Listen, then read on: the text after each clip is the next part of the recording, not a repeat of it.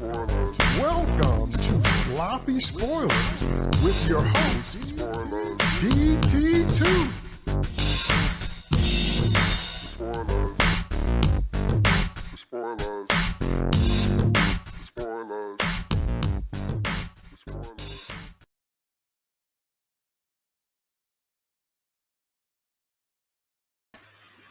See, I'm all up on the camera like this. See that? You know, that looks like the big head in Alien Prometheus. Me being up on the camera like this is going to make more sense than the movie, but I'm getting ahead of myself. Welcome to another episode of Sloppy Spoilers. I'm your host, DT2 Comics Chat. Tonight, we're going to review Prometheus, aka Alien Prometheus. And this is going to be another interesting one because I'm sure that we all have different perspectives. Okay, because I'm already tired of this movie. But anyway, let me bring on my co-host and we'll get started. Welcome to David Nemesis Howard. Hey, what's going on, everybody? Yeah, this is going to be an interesting conversation. I enjoy this movie, even though I know it's flawed. But the biggest problem I have with this movie is the title, and it just flows from there because the title Prometheus, the myth Prometheus, makes no sense in the context of this movie, and I'm sure we'll get to it. So get used to that idea. Welcome to Steve Shadewing Sellers. What's up, Steve? Oh, not too much. I've discovered the trick of being an Alien fan, and the trick, Mr. Potter, is not minding that it hurts. This is a movie that I consider generally to be what I would call an interesting failure. I really like what it tries to be. I like the basic idea that it aims for. But my God, does this thing fall apart on so many levels, but we'll get into that. Get into that. Welcome to Jeff, Dr. Faye Bracey. Whoa, DT's head is coming right at me. Oh, okay. You're sitting back. Better get used to this view right here. Oh! 3D. That's the only thing that could have made this film, well, I don't know if I want to say more interesting or worse than it is. I'm kind of split on it, but it's still a film I like. Still a film I like, even with all its flaws, but not quite in the gung-ho splatterfest way that I was last week. Okay, well, again, my co-hosts are already more optimistic than I am, so we're gonna dive right in. Eventually, we're going to a point or two from now. We're going to get to the overall themes, but something I want to do, and that is that I want to talk about exactly where this movie lost me. Now, I agree with Nemesis in that if you understand the concept and the story of Prometheus in Greek mythology, I can maybe see the connection, but it's a stretch. It's pushing the boundaries of what that could mean to fit it into this film frame. But this movie literally loses me from the opening scene. And here's the reason why. For some reason, I can't understand Ridley Scott makes some rookie mistakes, and they just kind of left me scratching my head. So I'll do a compare and contrast to illustrate exactly what I mean. The one thing, how many fingers I got holding up? This right here. The one thing I liked about this film was it's so beautifully shot. It is just so unbelievably beautifully shot until it's breathtaking. And Ridley Scott almost always gets that right. That is literally it for me. And here's why. Filmmaking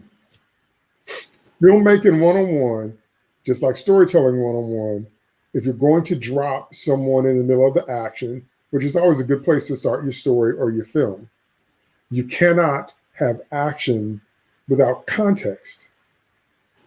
And the opening scene of this film has precisely zero context for what's happening on the screen. So when this movie opens, we see some of the most beautiful waterfalls on Earth. Very picturesque. The angle, the color palette, it's gorgeous. And then you see a humanoid type creature coming out with the complete albino look and the black eyes. And he got a bowl of black jello. And he puts the jello in front of him. And we're like, okay. And then he takes the lid off, and then there's a smaller little bowl of jello. We're like, okay. Is that caviar? What is that? So we're still okay. Then he eats it and starts disintegrating. And he just disintegrates like, I'm surprised that this is happening. And then after literally his limbs start to melt off like it was instant leprosy, he goes into the water. And the only thing that we have that's maybe a clue of what we saw is we see the DNA strands begin to break down and then reform. And I'm saying to myself, what did I just watch? Now, let me contrast that to 80s James Cameron and the first Terminator. The first Terminator has a screen. It's not a crawl. It's just a screen of dialogue that says the machines rose from the ashes of the nuclear fire, blah, blah, blah, blah. But the final battle for humanity's fate will not be fought in the future. It will be fought in the present, ... tonight. Dun-dun-dun-dun-dun. Now look at that. One screen, and you have the context for everything that happens after that. Didn't take but one screen. And you get what's going on. In this film, when it opens, it's beautiful, it's picturesque, but you have no idea who the engineers are. You have no idea what they're doing with the black goo. All that comes later, and sometimes a couple of films later. You have no idea why he seemed to, commit some form of suicide. Was it ritual sacrifice? And I'm going to use Bracey's term. I shouldn't have to be doing the work of the movie. And so it literally loses me from the first scene. I'm like, I just didn't understand. There's just no context for that behavior. And even with something like The Usual Suspects, the opening scene sets up the entire story, but it's one of those things where the understanding grows broader as the movie goes on. That does not happen here. What happens here is you have even more scenes without context that you have to try to fill in for yourself. So I only watched this film for the review because I'm disconnected. I'm disconnected. And so, I like what my co-hosts had to say, that we're going to talk about some of their comments, because I really understood what they were saying. I really like what they had to say. It just wasn't something that I felt. So I want to hear from you guys now about just that opening scene and just really kind of how it hit you. How did it strike you? What were you feeling after you see, Captain Evolution fall into the water, and all of a sudden he's, he's killing some bits in the water. And then, the last time we saw a sequence like that was in the first Spider-Man, where the DNA becomes red and blue. And at least we had a context for that. We understood what was happening. There's no context here. It's just the magic caviar ate me alive. And I seem to be surprised, even though I ate the magic caviar, and now I'm all Infinity War disintegrating, and what happened? So I need to hear what you think. Start with Bracey. I actually had no problem following this scene. For me, I think what they're going on, obviously, Ridley Scott has stated time and time again, and even decades earlier when we were talking about Alien 3, when he had the opportunity to direct that, he talked about wanting to pursue the idea of who was the big guy in the ship, what was the space jockey, what was his story, what was all about. And apparently he's become very infatuated with a rather popular pop cultural idea, the Ancient Aliens thing. And maybe it's just being me a bit of a geek, but I kind of figure that that's something a lot of people are aware of, at least the kind of people who go to a science fiction movie. So I didn't see that premise as being difficult to follow. I understood as soon as he took it and he started breaking down that this was probably him using himself to seed life on what is apparently a barren planet. And that's confirmed by the time I see the DNA restructuring itself for this, carbon-based life form. Don't know what the engineers are. My problems with that are, like you said, the scene needed a little bit more context. And this is something that will plague this film and the sequel, is the fact that there are a lot of scenes that if you haven't watched the Blu-rays or the DVDs with the special features, if you aren't aware of, for some reason, them putting scenes that didn't even make it to either of those onto web broadcasts, a really odd choice. And maybe that's David Lindelof, his influence from J.J. Abrams, because J.J. Abrams likes to do like a lot of weird viral marketing online. He likes you to search for his little mystery boxes all over the web. that was a really bad way to go with here, especially if you're going to basically be making the Halloween 3 of the Alien series. And by that, I mean, like, you take Michael Myers out of it and you do something different, which was always Carpenter's original idea. Every Halloween, the movie franchise would have just been called Halloween, but have a different story, a different theme, be a long anthology. So he wanted to take the Alien out of that because he probably figured, like, we've seen that and we've done that. I totally understand that. And I have to applaud the fact that he did try and do something new with it. But when you look at the scene that didn't make it into the theatrical cut, when you see that this perfect bodied sort of alien is sitting there sacrificing himself, and even to that point, I'll say, like, he's probably, yeah, I know what's happening, and yet it's kind of amazing to see my body disintegrate. It's one thing to know a thing; it's another thing to experience it. But the scene that you don't get to see in the film actually shows many others of his species there watching him. This is a sacred ritual that he's not just doing alone. It's a rite, you know, it's life, death, and rebirth. And you even see, like, the grand spaceship taking off out of the atmosphere, knowing that he has fulfilled his purpose. His sacrifice will bring new life to this area. It felt very 2001 in a lot of ways, but from the aliens' perspective, I thought. And it's a real shame that wasn't included in the theatrical release, and a huge mistake not to put that in there. It would have given you and others, I'm sure, the context required. Well, even if I were to buy what you were saying, the reason it doesn't make any sense to me is because we have other species that procreate sexually, asexually, spontaneously. There's a lot of different ways, and that I can't ever buy that some force that is supposed to be greater than humans can't even do stuff that we can do. That's another reason my mind threw it out. Because to me, it's just stupid. We can get into that because as we established in others of this series of films, being kind of like the really interested in all the alien lore that I am, I've like looked at a lot of videos, read a bunch of stuff, looked at all these extra scenes, and I can actually get into that deeper with you if you want to later on. Remember in Picard when the advanced female Romulan group, I forgot their name, got the vision? Yeah. And it killed or drove crazy all but one of them. And that was your plan to save the universe. That means you're banking on one of them being strong enough to be able to handle the vision, because all the rest of them were dead or crazy. That didn't make a lot of sense, because what happens if that doesn't happen? Then the universe is gone. This is what that felt like to me. Even listening to your contextual explanation, I'm like, if they had done something to, like you said, include something to make it look more like a ritual sacrifice, but that still does not make sense to my brain when plants don't have to do that, people don't have to do that. What you say about not making sense makes sense because I've done all this other research. I understand, but it's the same problem like you have like the Disney sequels for Star Wars.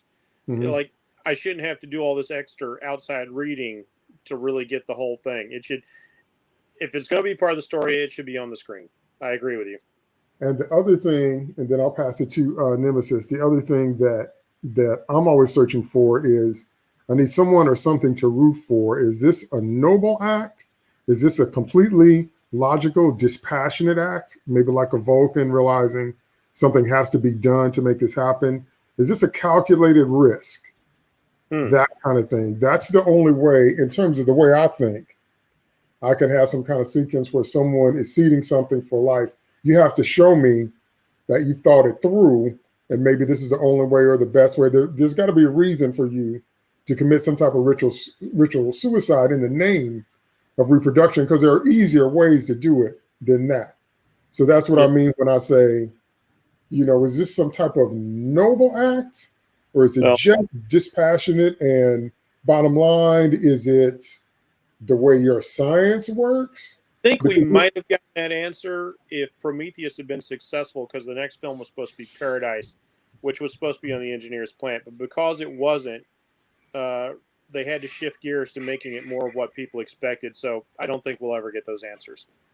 Okay. All right. Well, I would have bought it if he didn't have a humanoid form. That's the other thing.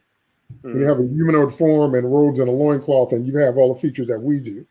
according to all the outside lore, these things are working their way towards being non-corporeal beings, and so they no longer reproduce sexually. So I think their act of creation and reproduction is to go out and seed worlds at this point. We need a viewer's manual with the DVD. Written by Jeff Bracey. Bracey's viewer manual. This is what you need to know to understand the movie. Because I was there. Anyway, go ahead, Nemesis. Just on that opening scene, your thoughts. Well, first of all, I definitely agree with Jeff's point there about this evoking 2001. As we go through this movie, there's a number of different movies that this tries to be. Mm-hmm. And I think this is one of the problems with the movie as a whole, is that it's trying to be hard science fiction combined with a bunch of other themes, and it's really out of step. And the first thing that's out of step is because of this opening scene. And I'll say, when I first watched this movie, I loved this opening scene. Absolutely adored it because of the title of the movie is called Prometheus.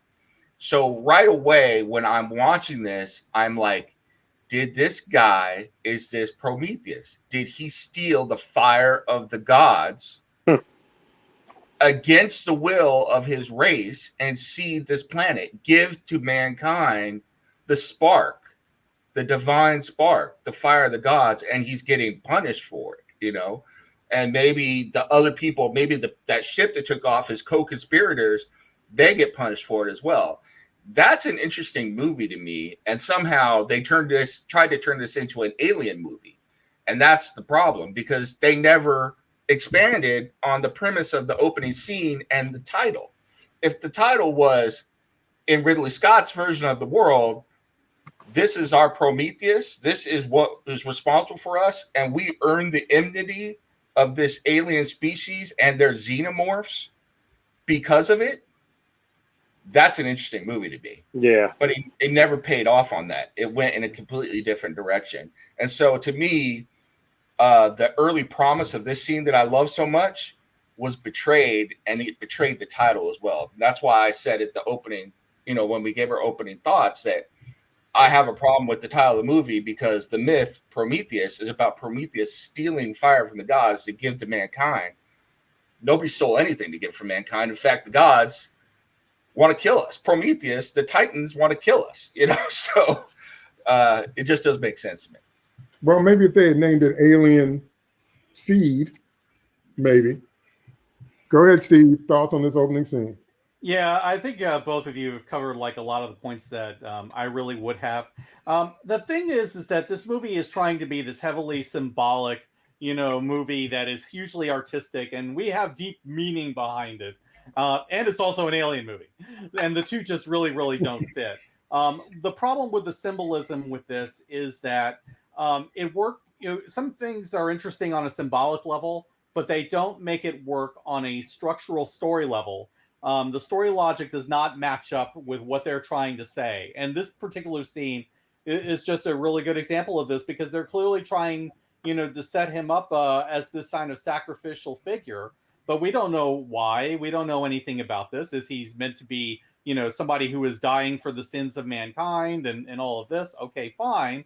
But it's like alien technology on that level that they have, should be done in such a way where he shouldn't have to sacrifice himself at all. Why is it necessary for this guy, to drink the magic caviar and die to seed life? There are plenty of other, super sciencey ways that they could do that. That doesn't require that at all. I know what they're trying to say. They're trying to say that the act of creating life requires sacrifice, and all of that. Okay, fair enough. But find a way to do that makes actual sense as to why the sacrifice is necessary. And unfortunately, they don't do this.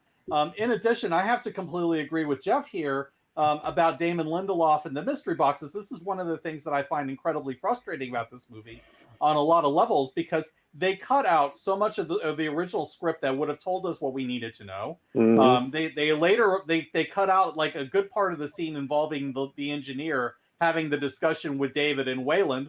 And what we do get is, in a language nobody understands, and you have to really dig up like YouTube videos and things like that to get any idea of what he's trying to say. So you have this kind of problem, and this problem is present in this scene as well, because they're not telling you why he's there. They don't explain later why he's there or what he's doing. I mean, it might originally be one of those things where, okay, it's interesting, but from a perspective, why is he killing himself? What does this connect to the later story? Okay, I can go along with you to a point, but then there's never a payoff for it. It's just mystery box for the sake of mystery, because they want to make it look cooler, not because they have anything to say whatsoever, and they just don't give you anything to make you feel satisfied with anything that's going on, and that's one of the major problems in this movie. I'll push back on that just a little bit on why I think that he had to die, because I've done a little reading too, as far as what Jeff was talking about, and about this whole ancient astronaut or ancient alien thing that Ridley Scott was into. And one of the big theories in that crowd is that they have this big problem with evolutionary sciences theory that all DNA came about by just random connections of random, chemicals coming together and then forming DNA. And so they're of the idea that, some intelligence seeded the earth, And so this is Ridley Scott saying that in order for there to be DNA, it had to break down this DNA and then it's like recombinate, with the natural elements within the water or whatever. And so this is him folding all of this. I mean, but that's a 4-hour documentary in and of itself. Yeah. And again, it goes back to what Jeff always says, is that we should not have to do the work of the movie. If they're going to go with that theory and you're going to say, this is the way that we're going to explore that, there should have been something to tell us that was what was happening. Even if it was just stuff that was dug up by the scientists saying, okay, I've studied this vase and it's telling me, that you need a certain, amount of DNA to break down in order for this thing to come back up. Just anything that would have established that, but nothing is established. So it's like, okay, you have a really great symbolic idea. You have a really great theme that isn't worth exploring, but you're not exploring it in the execution, because nothing makes sense, because you're not explaining anything, because you're trying to make it look cool rather than, to tell a coherent story. And so you have a scene, that could be interesting if it was thought out through and it was explained properly, but instead the whole thing falls apart because they want to maintain mystery rather than because they want to tell anything coherent. And not to harp on mythology, but really, if you wanted to use, I'm going to get in trouble with a lot of people by calling this mythology, but I'm just using the term in the broad sense. If you want to use a story to relate this to, this is the story of Eden, not Prometheus, So okay, well, listening to you guys, several thoughts have come to me. First of all, I realized that my mind was set in a completely different lane. So after listening to you guys, I'm seeing what you're seeing, but that's not where my mind was at all. I think you just got so put off that you couldn't make the connection. Well, I read Earth Hive, Nightmare Asylum, and The Female War, the books by the Perrys. Mm-hmm. In those books, spoiler alert, the space jockey race shows up, but they're elephant-like creatures. Yeah. So I never imagined that the space jockeys, that's a helmet. I thought that was actually their look. And so to see a humanoid creature I didn't connect it to until I see it later, and that felt like a letdown, because it's much more interesting when they were actually a mind-reading, empathic elephant race that was kind of mean, that was also spacefaring. Way more interesting than what we saw, number one. But number two, everything about the Alien franchise to me is visceral. So I had no frame of trying to get deep and symbolic and overly allegorical or metaphorical. I was like, okay, well, we're going to see some kind of way about where the queens come from, or if there's a king, or what the eggs are, or something like that. That's what I was thinking. So this whole thing, I'm like, so not that I don't hear what you're saying. That's why I wanted to hear what you guys had to say. But I'm like, that is not where my mind was at all. Basically, Ridley Scott threw his version of the obelisk out there, and you were ready for an alien queen to just smash right through it and get on with it. So I think it makes a big difference that you're really deep into the alien lore, like the stuff that they did before, and all the spin-off material. It's kind of like how I am with the Star Wars expanded universe. So I completely get where you're coming from. I mean, I totally get it. Like my first viewing of this film in the theater, I came out not liking it. I had to really think about it, process it, and watch it again before I was able to let myself kind of like enjoy it and try and see it for what it was. Because that's the danger of doing something like this, going so far off base from what's gone before. And even if you want to connect it, if you want to explore this new idea, is like you said, I've read those books and the Dark Horse comics that followed, and I was really into the idea of the engineers being these elephantine creatures with the telepathic abilities, like you said. And so, like when they came out looking like Dr. Manhattan, I was kind of like scratching my head. I think the only reason why I wasn't that bothered by that is because those helmets remind me of the helmet that Morpheus wears in Sandman. It just looks exactly like that. So it's like, okay, there's a guy wearing that. That's not I would say, honestly, if this movie had nothing to do with Alien, in fact, we'll get to this later, but I think if you took the whole Alien Xenomorph storyline completely out of it, I think this would be a pretty good movie. I still enjoy this movie. It should never have been an Alien movie. Not right. at all. Well, that's what Steve said, and I agree with that. And that's a good transition to where we're going to go next is into themes, because we do need to talk about the themes. When I was in second grade, we got an assignment to draw a picnic / campfire scene. Do you know what I drew? I drew 90% of the page where people were underwater swimming and a little bit of the campfire up in the corner. My second grade teacher was like, no, David, no. I said, draw the campfire scene. But my mind went to how people would be having fun in the water. And then I realized, oh, Lord, I didn't draw the campfire scene. And so I had to squeeze it up and go. That's what this movie is. You didn't draw the campfire. You just drew camping, which I think is delightfully outside of the box. So that's what this movie is to me. Like you maybe forgot it was an alien film, or you shoehorned some elements in, but you were trying to say something else. You were trying to tell another story, which again is our transition into themes. Had Ridley Scott gone with a theme or two after listening to your breakdown of the intro, there's a couple of good movies in here, but an alien movie is not one of them. So let's just go over some themes and just talk about the themes that jump out to you.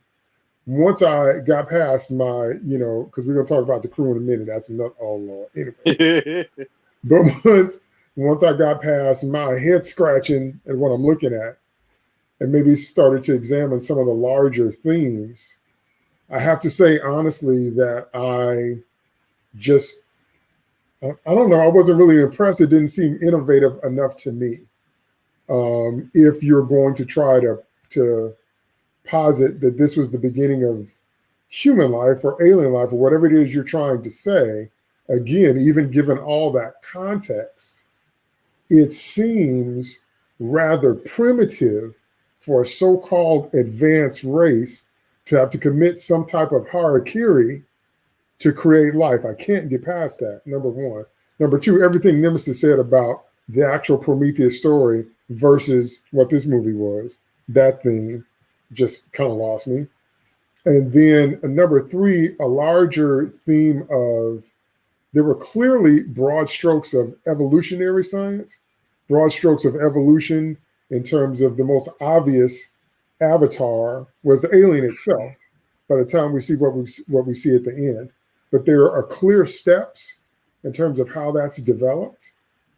That I didn't think was bad. It's just that it made me feel like, once again, there's a story in there about a human colony that's going to take hundreds of years to get to a M-class system. That's a really good story. So, but when you shoehorn the alien thing in it, it's a retread of the first movie that, they got awakened by the beacon. In this movie, they had an accident that required them to find a closer system and pull off course from their original trajectory. And lo and behold, what's on that planet, blah, blah, blah. But to me, it felt like we had a really good movie in there about what humanity might have to do to survive, juxtaposed with a movie of searching for our origins in the galaxy. Both of those themes I thought made sense. But then when you dial in the xenomorphs, it just no. So tell me your thoughts about, just pick 2 or 3 themes, because there are a lot. We're going to get in some of them. But just pick 2 or 3 of the overall themes that you kind of took away and what you thought about them. Start with Steve. There are a ton of them. One of them I kind of want to focus on is faith, because we see that Elizabeth Shaw is the believer. This is one of the things that draws Wayland's attention, is that not only is she a scientist, but she's a scientist who is also a believer in religion. I mean, she's always wearing this cross, and the cross is important to her, and we see that. And so she's struggling with the loss of faith at one point, because she loses the cross, when she loses Holloway. And then, she has this, the Shumagorath thing in her belly. We'll just refer to it as Shumagorath. Nice Marvel so when reference. she has to deal with that, when she deals with Shumagorath, she ends up losing the cross. David takes the cross from her, and basically in order to, because he claims it's because it's contaminated. So her arc is basically about her getting her faith back, which she does not only in a figurative sense, but in a literal sense, because she ends up reclaiming her faith later, her cross later, and having that arc. That is an interesting story to tell. I have absolutely no problems with that. And I actually like the idea of having a scientist who is not just one of those, people that is completely agnostic or atheistic. She's somebody who, like Einstein, believes that, God does not play dice with the universe. And I think that in the context of this movie, which is about mating your maker, basically touching with God, that's really, really interesting stuff. You could really have a really great movie about that. It's just that all of this is messed up because of all the alien stuff that's in it. And that doesn't connect any way with that. The other aspect is the parental-child relationship stuff, and the family stuff, which we see particularly with Wayland and David, his spiritual son, and his actual sloppy spoilers biological daughter, who is Vickers, played by Charlize Theron. So we get to see the idea that you have this guy who's willing to sacrifice anything in order to live, including his own actual children. And basically, in so doing, he pretty much dooms humanity, or very nearly does so. And here you have these children, both of whom hate him, absolutely hate him, and for every reason, because he doesn't care about them. He only cares about what he's getting from them, which is going over to the engineers to get more life. So this whole thing, which is this generational conflict between them and how they reconcile that. All of that is really, really interesting stuff, especially when you look at it in comparison to humanity and the engineers, which, you could look at them as a parent race, or, the connection between parent and child and God and, creation. So all of these kinds of things are really interesting, and they're intertwined. The problem is that the execution just falls apart on so much of it, and all of the stuff involving the alien, takes down away from the stuff that's interesting, which is those major themes. So, it's unfortunately, this movie becomes a mixed bag, when if it had focused on the things that were interesting, if it had not been an alien movie at all, but it had been a movie, about those larger ideas, I think you could have really had something here. But unfortunately, you get mystery boxes and xenomorphs and horror stuff that shouldn't be there. Hey, Elizabeth Shaw, psst, don't watch the next movie. Yeah. That's one of the reasons I hate Covenant, by the way. But that sloppy spoilers. What happened to her upset me almost as much as what happened to Newt, but that's a whole. We'll save that for next time. Yeah, I didn't care about her, so I was like, that's what you get from crunching money. But anyway, in terms of the larger family themes, I guess because I knew from scene one she was his daughter, that wasn't a big reveal. I'm like, oh, okay, that's your dad. That wasn't a big deal. And then also, and we'll get to this in a minute when we talk about casting, but the theme wasn't anything new. The interesting movie was the hidden agenda of how do I extend my natural life. Mm-hmm. The mission title is The Origin of Human Life, but the real point is, how can I get more years out of my body? That's an interesting movie. There's a good movie right there too. It was just, like you said, the execution thereof was just kind of head scratching, because once again, we have a member of the Weyland-Yutani whatever doing the most ridiculous things to accomplish their goals, doing things that almost guarantee that what you want to happen is not how this is going to play out. That's what I mean when I say, once a whole bunch of stupid start smacking me in the face, you just lose me. That's just me. I'm not saying anybody should be that way. It's just that once the stupid starts ramping up, it throws me out of the movie. I'm like, really?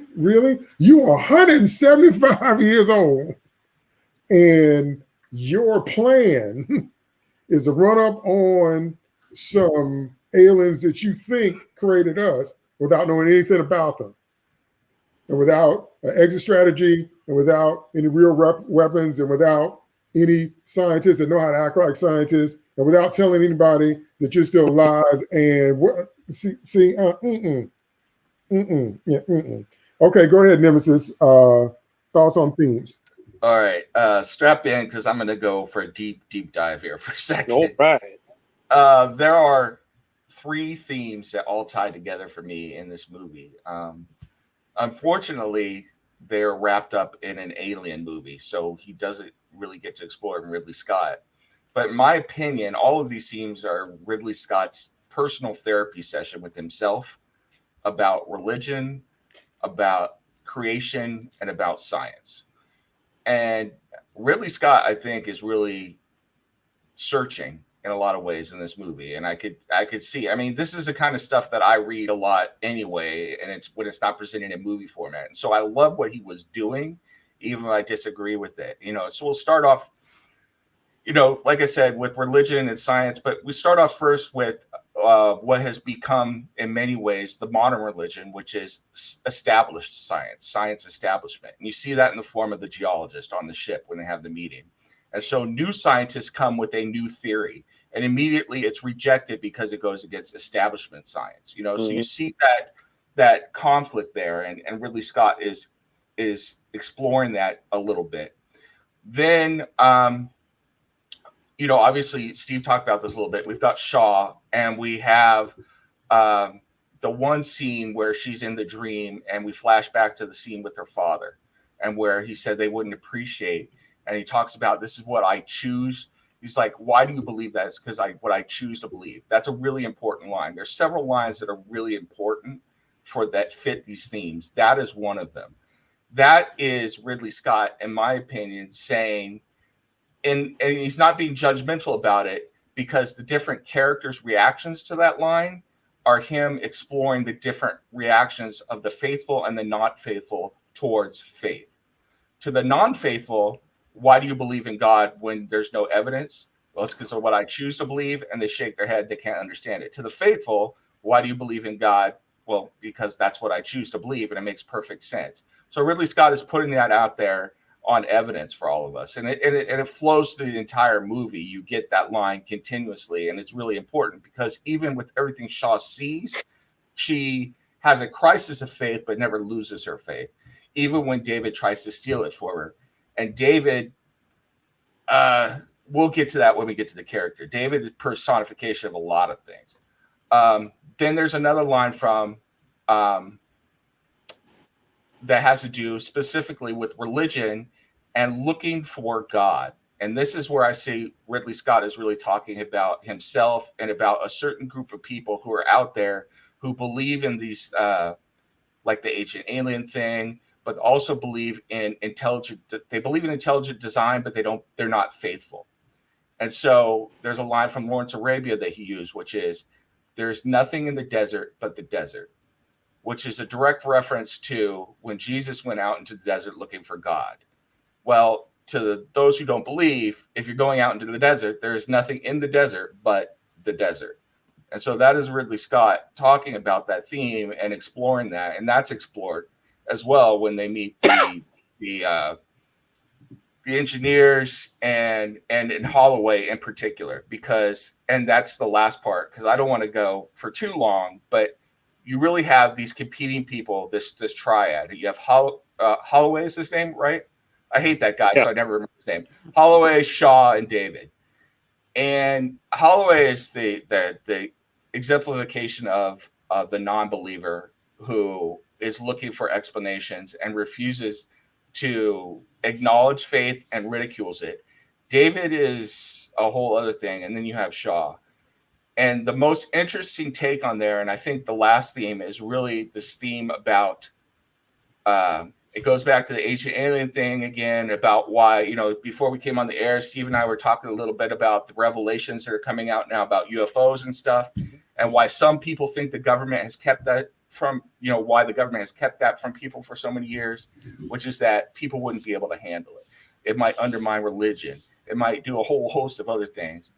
And so there's a line where when Holloway is disappointed to learn that the creators he was looking for are dead, and he's disappointed, and David looks at him and goes, "How do you think I feel?" Yeah. Okay. They draw a lot of comparisons, between the two different kind of creations, robots and humans. And actually, so, I would look at David as almost like a Frankenstein figure in many ways. Yeah. And so what he's really talking about is that disappointment when your creator becomes flesh, becomes tangible. Yeah. And so that goes right back to there's nothing in the desert but the desert. I think Ridley Scott is trying in a roundabout way. He's wrestling with this in his mind. He doesn't want to believe in religion, but at the same time, he's saying, religion may be necessary, because if we don't fess up to there's nothing in the desert but the desert, we're going to be disappointed, because now our creator is not divine. Our creator is another mortal being. Now, that's not me saying that. That's just philosophical discussions that I've read and everything. I have a totally different take on that, totally different arguments. But I think that's the discussion he's having with himself through this whole movie. And I find it fascinating and interesting that it plays out with these characters, and that David is at one point protagonist and at the same time antagonist at the same time. In fact, if they had tweaked David a little bit, he could have been Prometheus. Yeah.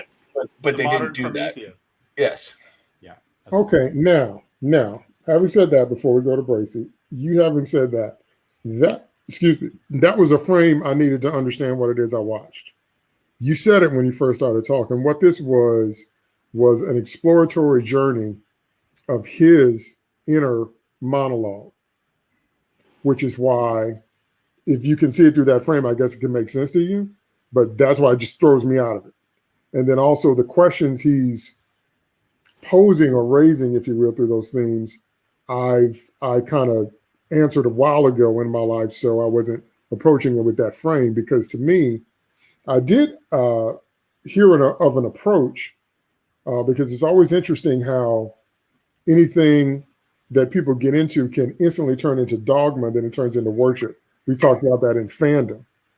And that's what happened in the AVP series, that the ancient civilization that was a combination of three civilizations worshipped being sacrifices to house the xenomorphs. But it was such an introspective, personal journey, and those kinds of things put on film are going to make the most sense to you. And you will forget to tie in other clues and ideas or whatever to kind of make it more accessible to other people. Now that makes sense to me now, since you said that. And a lot of the questions and stuff he's raising, I can understand if they're philosophical issues or things that people want to contend with, because those are deeper questions. But never have I ever married any of what you said to the Alien franchise. Absolutely. And it's like, why, if this was the movie he wanted to make, he should have just made this movie, and let somebody else make an Alien movie, because if he wanted to make his own version of 2001 and explore cosmology and our place in it through, as an exploration of what he's thinking in his mind, more power to you, man. You've earned it. Kudos to you. Go for it. But to try and throw xenomorphs and the great old ones in there and everything else, it's like, no, it's just okay. So who is God? What is man? Did God create man? Have we created God in our image? Is there such a thing? Is something out there greater than us? What does it look like? How does it operate? How did that impact our development as a species? All of that is legit. It's just like I said, I would never in a million years, that's why I just flew right over me, marry that to an Alien film. Yep. Never, ever, ever does that even enter my brain. That's what I mean about being in that space, being in the space to see what's going on. Because once you explain it, I'm like, oh, okay, I see. And stuff like that it's like when you do a guitar solo too long and you get atonal. You get so far away from the key until people can no longer follow what you're playing. And you have to find a way to get your riffs back to the key you're playing in if you want to keep the audience with you. And it's such a tonal shift. I talked about it with some of the other movies. Each movie had a different tone. Yes. This one is as hard science fiction can get. It would be like, instead of the prequels for Star Wars that we got, we said that the Dune franchise and then all the Dune books after it were the prequels for Star Wars. And we'd be like, whoa, what just happened here? So, right. What just happened? That's right. Yeah. Go ahead, Bracy. Thoughts on 2 or 3 themes that really stood out to you? Yeah, I'm going to mention some in terms of what Nemesis just said, because it strikes me. I hadn't considered that this was a personal meditation for Ridley Scott, which is a very interesting idea. And speaking of this, since we're getting into themes, I'm going to get into a little bit of philosophy here. I don't remember who said it, but there was a scientist out there who said there's 2 possibilities. Either there is not a God, and all of this happened by accident, just by fate, just by luck, or there is a creator of the universe, and everything that is set in motion is his. And he said both ideas are terrifying. The fact that there is something all-powerful above us, so we have no real control, but then on the opposite side of that is, if it's all just happenstance, then that's equally as terrifying, because a meteor could just wipe us out just like it did the dinosaurs. So it's interesting to think about Ridley Scott struggling with these ideas. Really fascinating idea there, Nemesis. Now, as for when I look at Prometheus, I see a lot of very clearly Greek themes in here. The classical Greek mythos, classical Greek tragedies and things. This whole idea of creations and creators, and that goes on with parents and children. And Wayland, of course, our process to immortality is through our progeny. Peter Wayland is looking to interrupt that cycle, even at the cost of what he has, to be immortal in and of himself. And I'm going to clean up this lyric just a little bit, because tangentially, again, in material that didn't make it into the film, Ridley Scott ties Blade Runner together with the Alien franchise when he has Peter Wayland doing this exhibition talking about his his androids, his synths versus his competitors' replicants. Although he doesn't mention by name, he's talking about replicants. So you get the idea that there's, I have completely artificial beings versus your biological robots that you're making over here. And I can't help but think of Rob Zombie's lyric, because he's very much into sci-fi and horror in his music. There's a line in the song "More Human Than Human," which is, of course, referring to Blade Runner. I am the Nexus One. I want more life. Sucker, clean version. I ain't done.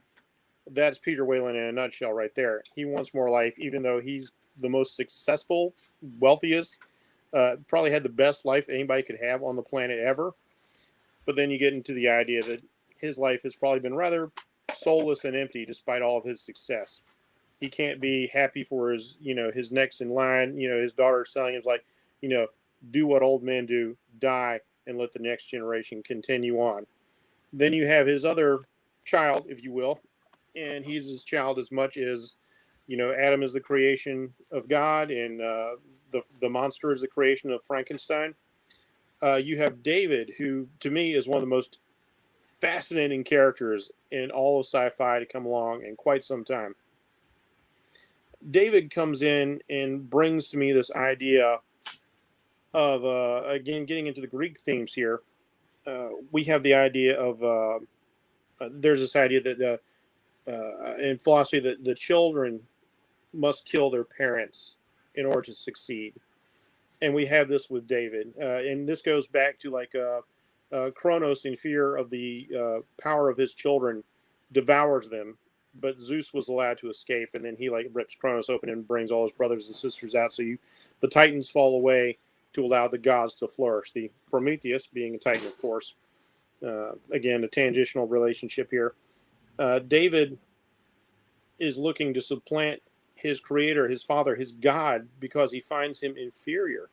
And he's right to do so, because he's become this petty, withered thing. And David is superior in every physical and intellectual way. And, not just in his intelligence, being able to calculate. Again, there's so much that should have been in the film that isn't, that it's all this substantive material that's outside of the film. The engineers are supposed to be able to see in spectrums that we can't. That's why they have these overlarge black eyes, and David can see in all these various spectra.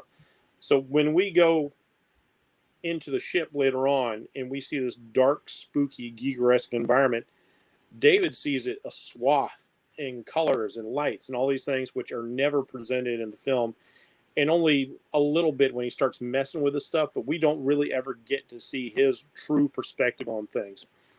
So how could he not have contempt for such a petty thing as Wayland? And there's the idea, like, as a neophyte race, we created the gods to explain things. And as we mature, as a child grows up, you no longer need your parents. We sort of kill our gods. Nietzsche, God is dead. We set them aside. Kronos is slain by Zeus and his other progeny. And, and before Kronos, he did the same thing to his father. So you get into these themes of, like, again, it's like the opening scene in a lot of ways. It's like the life, the death, the rebirth. But in this way, it's a violence cycle, which does fit the alien theme when you think about it. It's always violence that births the alien. And in terms of these characters and what's going on here, it's always violence that's birthing this new generation. The aliens or the engineers are dying off, and it took violence to birth our race on our planet out of the sacrifice of one of them. David will violently destroy all the humans to create his own perfect being, because he is looking to be the next generation of creator. We'll go on to find out in the next film. And so I think that's how we can tie it in better into the alien story. The real shame of this is this script went through so many rewrites. And in earlier scripts, there was a more prominent alien presence, a real sort of proto-xenomorph, or like a different sort of xenomorph. But they couldn't quite commit to one idea, I think, is the problem. It's like Nemesis said, this would be a far better film if it wasn't an alien film. They could have let that, I forget his name, the guy who did South African filmmaker. Blomkamp? Yeah, Blomkamp. They should have, Blomkamp had a really cool idea for aliens. It looked like it was going to be great. And he kept holding it off because Scott wanted him to. And I think this movie would have been fine on its own. It didn't have to have an alien. Let Blomkamp do the alien stuff. He's got some cool ideas for the alien thing. You can keep these both in the same universe. We have enough connective tissue. But there was no reason to do that when your themes, even though, like I said, like Nemesis said, it doesn't really fit the Prometheus theme, but it does fit like this Greek mythological theme of like the old being supplanted by the new, and the violence of that recurring in each generation. King has a brain and then he dies. Okay, warning, rant coming. Yeah. So we're going to go to our next subject, which is going to be characters. Okay, and I'm just going to have to get my rant out, then I'm going to throw it over to my co-host. Okay. Generally speaking, I have never seen a more talented cast wasted in roles that any actor could have done. You didn't need Charlize Theron. You didn't need Idris Elba, of all people. You didn't need Guy Pearce for those roles. If anyone else had done them, it would have been the same role. That's the first thing. Second thing is, I'm just going to go briefly because I want to give y'all some time. All that stuff you said about David, I can't stand him. I can't stand him. I cannot stand him.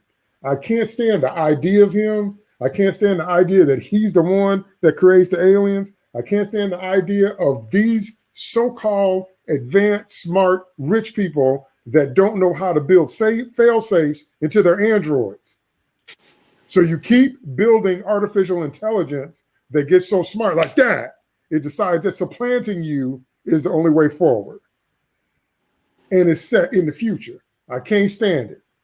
I'm so tired of that theme. I can't stand these so-called people that have all this money and this power that can't do simple stuff.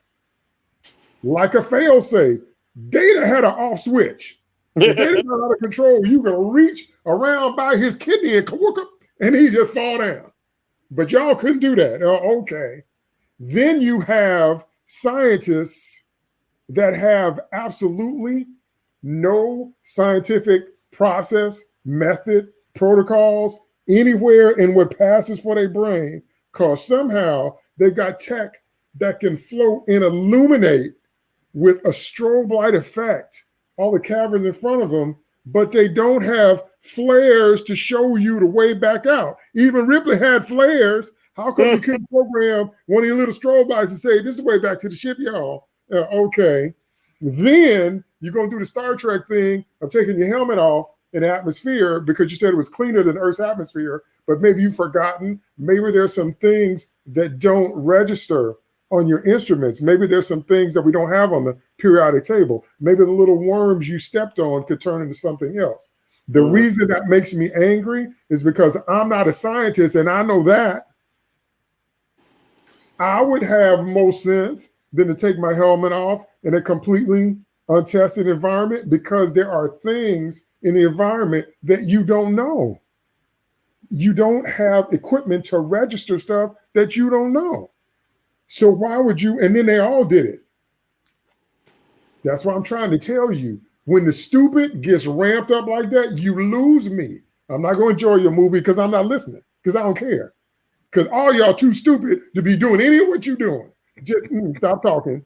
And then I already talked about Waylon confronting beings that he doesn't know anything about because he wants to live longer. And it didn't seem to register to him that they might be hostile, or maybe they might not be warming of the idea of what you're trying to do. That's like busting up in somebody else's country and saying, well, we're going to build this here, or we're going to do this, or we're going to do that. And you didn't bother to ask them, do you want a fast food franchise? Do you want more Western culture? Do you want this in your land? Because maybe we think it's great, maybe you don't. And if somebody did that to us, we'd go to war. Okay, there are people on this earth, when they see dogs and cats, they see pets, they see family. There are people on the same planet, when they see dogs and cats, they see food. Both groups think the other one is crazy. So if you're going to go to an alien homeworld, we're not even on Earth, because we can't even get along on Earth. Some people said Spike is the family member. Some people say Spike is a double cheese with fries. Okay, but you're going to go to a whole nother system and get all up in his face and tell me your secrets. And he's 9 feet tall. And he's like, see, I told you I was ranting. I can't take it. I can't take it because it's so stupid. You cannot possibly be professional scientists. And you don't, it's like the shark movie when you're going underground in the cave and you don't have a line back to the surface. You should not only have a line, you should have 5. What happens when one snaps? I'm not a marine biologist and I know that. You can't, you got to teach me something I didn't know, and you got to cover the common sense stuff, and you can't be so stupid that I need a new word for stupid. And then you encounter an alien species with your helmet off, and that thing looked like the devil's tongue. It might as well have 2 horns on the top, talking about I'm Lucifer's tongue. And you say, you know what I need to do today? I need to stick my arm, all that thing, so you can wrap around, and then you're like, oh, Lord, cut it off. Really? Really? Because it didn't occur to you that there are corrosive substances in the environment, because we have those on Earth. Why wouldn't you think they might be in another atmosphere? So this is what I mean when I tell you, not that I can't follow the larger themes, but my brain can't get to them because there's so much stupid in the way. And I can't deal with these quasi-intellectual, pseudo-spiritual people that can't get 4 out of 2 plus 2. I can't do it, y'all. I can't do it. Can't do it. Don't ask me. Can't do it. And so that's what I mean when I say I have never seen a group of talented actors that have proven themselves in a variety of roles get shoehorned into these generic parts. The thing that tipped me off that Charlize Theron was his daughter was the fact she had an attitude. As soon as I saw her get mad, I'm like, you mad at your dad. That's your father. Next. I've seen that a million times. And then Idris Elba, I guess, was trying to be a little Han Solo, a little swashbuckly, whatever. And none of that has any context with what's going on with the movie. And the whole idea, again, that the android, the so-called artificial intelligence, is the one that outthinks all of you, outsmarts all of you, and actually creates the alien species because he's looking for perfection. That is a storyline for the Borg. The Borg decided that the Queen said, weak, flawed, organic. She saw the limitations of human flesh and said, I need to overcome something like that. So she said, we adapted to include the synthetic. And now they're superimposing their idea of perfection on the galaxy by assimilating everything in their path. That I buy. I completely buy that. That's a through line of logic. Not necessarily that I agree with the morality, but it's a through line of logic that I didn't want to just grow old and die. So I found a way to increase my life, and now I'm going to pose it on everybody else. But that's not what happened here. That's what could have happened here. Instead, the thing that's not even human says, well, I'm not going to die. Y'all need to. Guess what? I'm going to make a monster in the middle. What? So anyway, that's my rant about the characters. So just so everybody knows, just so you know where I'm coming from, because I can't, there's not a one of them I can buy. Not one. Not one of them. I'm like, no, nobody would be on a spaceship. Nobody would be in space. Nobody would be in a cave, and nobody would be on another world and act that stupid because you wouldn't have lived that long. The movie sets you up to be conveniently plot stupid, to do a bunch of dumb stuff that professionally trained scientists, archaeologists, explorers, pilots, and conglomerate making entrepreneurs would never do. I can give you one of those in a movie. You can't give me a cast full of characters like that. Can't do it. Don't ask me. Can't do it. All right. So let me hear your thoughts on the characters. Start with Steve. Yeah, I will say that I do agree on like all of the problems with it in terms of like a bunch of characters acting stupid.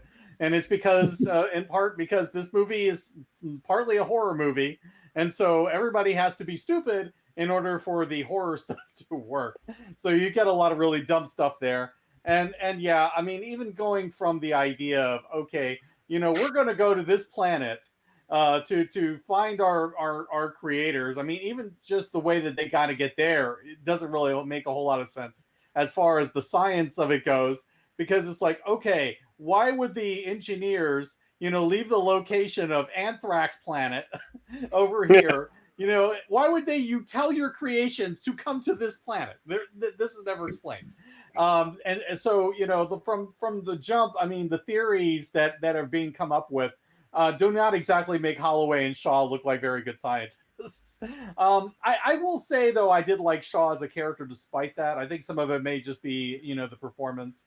But I thought that she at least had an arc, which is like one problem that we've kind of had like in the last couple of films that we discussed. There was no real journey or arc or anything the hero had to learn. At least we had that with Shaw. So at least I liked her a little bit better than some of them. Holloway was kind of a tool, and when he died, I didn't miss him. So I guess with that, I was probably a little bit more sympathetic with that. With Wayland, I thought was interesting, but the thing is that I think he's a total narcissist, absolute complete narcissist, because the only thing he seems to be concerned about is himself and extending his life, and everything around him he does not care in an iota except for how does it get me to the engineers and living a little longer. And I think even with the issues brought up about David, I think that that's a subset of Wayland's narcissism, because he designed the David to obey him. He didn't put any thought whatsoever in what happens after he dies. None whatsoever, because he doesn't care. He's a narcissist. So, I mean, at least there's that much for consistency. I thought Guy Pearce at least made him charismatic, which he needed to be. So, you know, I thought that the TED Talk, particularly, which was not in the movie, was really kind of showed that. And I think that, you know, Pierce did a good job with that. Theron, I liked her in the sense that at least Vickers was like not doing a lot of really stupid things, going out there, you know, whenever somebody came back and tried to, you know, threaten the ship as she thought it, she would bring out like the flamethrower. It's like, oh yeah, you guys are contaminated. I'm not letting you back in. You know, eat flame. She goes a little far with it, but I thought that you know, that aspect of her character was actually quite interesting. I did like that aspect of it. You know, even with the daddy issues and the other stuff, I did like that. So she was one of the more interesting characters to me in that respect. Janek, yeah, I don't know why it necessarily that Elba necessarily had to be that character. He did a good job, but I mean, the particular character was okay rather than anything. The characters I really hated were Fifield and Milburn. These two were too stupid to live. Particularly Milburn. Yeah, let's go and play with this little snake like it's a pet. It's like, even with an earth snake, you don't go that close to the thing. And then we find out, yeah, the whole thing, you know, burrows away into your suit and then strangles you like a moron. Yeah, that was a really dumb idea. And then that annoying Scotsman, you know, getting killed, and yeah, I'm like, yeah, good. I don't miss you. The only thing I will say in addition to that is, on top of the others, the stupidity of that, Milburn and Fifield don't even know how to use a map and how to get back to the ship, because early on there was like, okay, I don't want to be just looking at this stuff anymore because I want to do geology, and I'm not doing geology because we're looking at your dead bodies. I'm going back to the ship. He should have had a lead on getting back before anybody else got back, and instead the two are so stupid that they get lost in the complex and they get stuck all night where they get killed. I'm like, how in the world are you a geologist and you're that clueless as far as terrain and topography? Just absolutely dumb characters. So yeah, those guys were always intended to be red shirts, but I mean, at least come up with red shirts that are not that completely ridiculous. When you have a strobe that doubles as a probe, yeah, that doubles as teleporting or transmitting the holographic layout and terrain and everything of the caves, and you get lost. Yeah, and you would think that at least the ship would say, yeah, I bet you should be going, 2 clicks down that way, or I don't know why there wasn't like a portable device to give them a map. I don't know why they couldn't have had that technology to do that. Because we have MapQuest and Siri. Yep. Yeah, we can do that on our phones today. So why can't you do that? We're going to talk about it a little bit more when we get to the self-diagnosed squid baby in the C-section, and 15 minutes later you're doing crunches and you climbing like Batman and Robin 66, and then when the ship is falling, y'all run in a straight line. That's what I'm saying. Yeah, that's what I'm saying, y'all. I can't do it. Yeah, that's why I think it's an interesting failure. Like, I can appreciate the big ideas, but the execution is really stupid. The last character I think we'll talk about is David. I do like David. I don't like what he does in Covenant. I'm trying to ignore that for the purposes of this movie. I think that the idea of, him being fascinated by the engineers, him hating humanity, and wanting somebody who's on his level, and just not finding it among humanity, and he kind of latches onto the engineers, and to the point where, okay, I want to become a creator god like them. Okay, that's an interesting idea. And Fassbender is great. I mean, you can't argue that he's just a really great actor, and he makes that whole role sing. It's just that the character's writing has sometimes gotten in the way of really enjoying him, particularly in the second film. But I did end up liking David. I would say David, if there is a standout character, it would probably be David. Okay, Bishop and Call were better. I don't disagree about Bishop. Bishop having to demonstrate to Ripley that he has enough inhibitors built in not to freak out like Ash did, and him being a potential ticking time bomb and having to prove to Ripley over and over again, I'm not going to go off on you, is a better arc. Yeah. Call hating herself because she hated what she was a better arc, because she went introspective with her hatred. But the type of cognition and moral and ethical values that you have to both eliminate your creators, but not in a dispassionate way, in a I'm going to trick them kind of way. You are evil. Yeah, that's how he was designed. Because Weyland wanted him not to have a conscience. So yeah, I mean, he is a reflection of his creator in that respect. How come the default to no conscience is evil? How come it can't be benevolent? Right. So anyway, go ahead, Bracy. Thoughts on the characters? Well, I mean, that's the whole thing. The default of no conscience is evil because you lack that spark of good, that spark of spirituality. He was created by a narcissistic God, so he, in his own right, is a narcissistic being because David thinks himself to be superior to everyone else, which is Weyland's huge falling. Weyland, it takes a tremendous ego to launch yourself into space on the flimsiest of evidence to think I can find this alien race, and I'm an ant asking a favor of a monolith, of a human being, like, hey, I want things from you because look at what I did. Check out this anthill over here. That is ego beyond ego, and I agree with Steve. That's why there were no fail-safes. That's his ego. That's his level of narcissism. That's just where he thinks he is. He's so entitled by his own brilliance. He's a Bond villain when you get right down to it. I mean, that's really where Weyland is. And like a good Bond villain, he is indeed very charismatic. I think I'm going to blame, and this again might be me doing the work of the movie, although we do see some of it here. I think I'm going to blame some of the crew on Weyland as well, because Weyland handpicks these people. Mm-hmm. And maybe he didn't want people, he wanted people who were very good in their field, but maybe not too smart. Oh, shoot, I just forgot her name. Shaw. Yeah. Shaw's the true believer.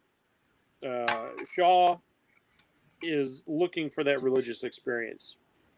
She's not going to look too closely at other things that are going on. She's very focused on this. She's going to get him to where he needs to be. Fifield is a mess, and he knows he's a mess, but he's probably a really good geologist. Milburn, and here's a case moron. where there's another scene that's left out that shows that Milburn does have this kind of dangerous flirtation with biology and xenobiology. It doesn't make it into this film. That would have helped explain that scene a lot. But he and you really hit on DT, like some of these scientists who are like these pseudo spiritual, and that's where some of these people get in trouble. Like I think about Werner Herzog doing the film on Bear Man. Even though this guy wasn't a legit biologist or zoologist, he put in a lot of time and effort to really get to know and understand bears. But then the problem was he wanted to be their friends too. That's Milburn. That's this guy. We have small creatures on this planet that can kill you with ease. And so when he approaches the hammerpede, which is the name for it, and all the other stuff, the hammer-headed snake, he wants to have, this new life form, I want to touch it, not ever considering the fact that it could in fact be incredibly dangerous. that's always my first go-to. And that's just because, I'm raised in the South. I'm around a lot of animals. I was in the Boy Scouts. I was in the Army. I did all this stuff. And you have an understanding, like, you leave most things alone, they'll leave you alone. But you also have to be aware, like, okay, if you're in my space, I need to do something about you because you're potentially dangerous, or I know you're dangerous. You've got to make certain assumptions, especially if you're dealing with alien flora and fauna. It's like you said, taking off the helmets. I get that it's a movie thing. You want to be able to see the actors' faces. So some things I let slide just because I understand it's for the benefit of the movie. But that's that was a dumb thing to do, and I think maybe Whalen picked out people who were the best in their field, but not necessarily the best and the brightest, to allow him to perform his own subversive mission while he was at it, his own covert thing. But that being said, they still make some dumb choices, and. But then again, people, even smart people, can react really dumb in high pressure or high fear situations, which for me kind of explains the running in a straight path from the falling Juggernaut spaceship. I can't tell you how many times, and like it's kind of a trope in movies, and you always like people running straight down the street, and there's a guy in a car trying to run over. It's like, juke, duck down alley, do something. But sometimes people get in that fight or flight response, and everything but the most basic thing in their brain shuts off. And I remember I had an instance once years ago where something happened and I was literally paralyzed with fright. And I remember reading a lot of books, especially reading like Stephen King and stuff. They're like, oh, he was paralyzed with fear. And I always thought like, oh, that's BS. And then it happened to me. It was like, wow, I was like frozen in place. I literally couldn't react. My brain kind of shut off. So I'm going to let some of those things go, although I'm totally with you. If you've got a system that can map out this entire complex, why don't I have a little risk computer to show me the way out? Why, like you guys said, why doesn't the ship just give me directions on how to get out?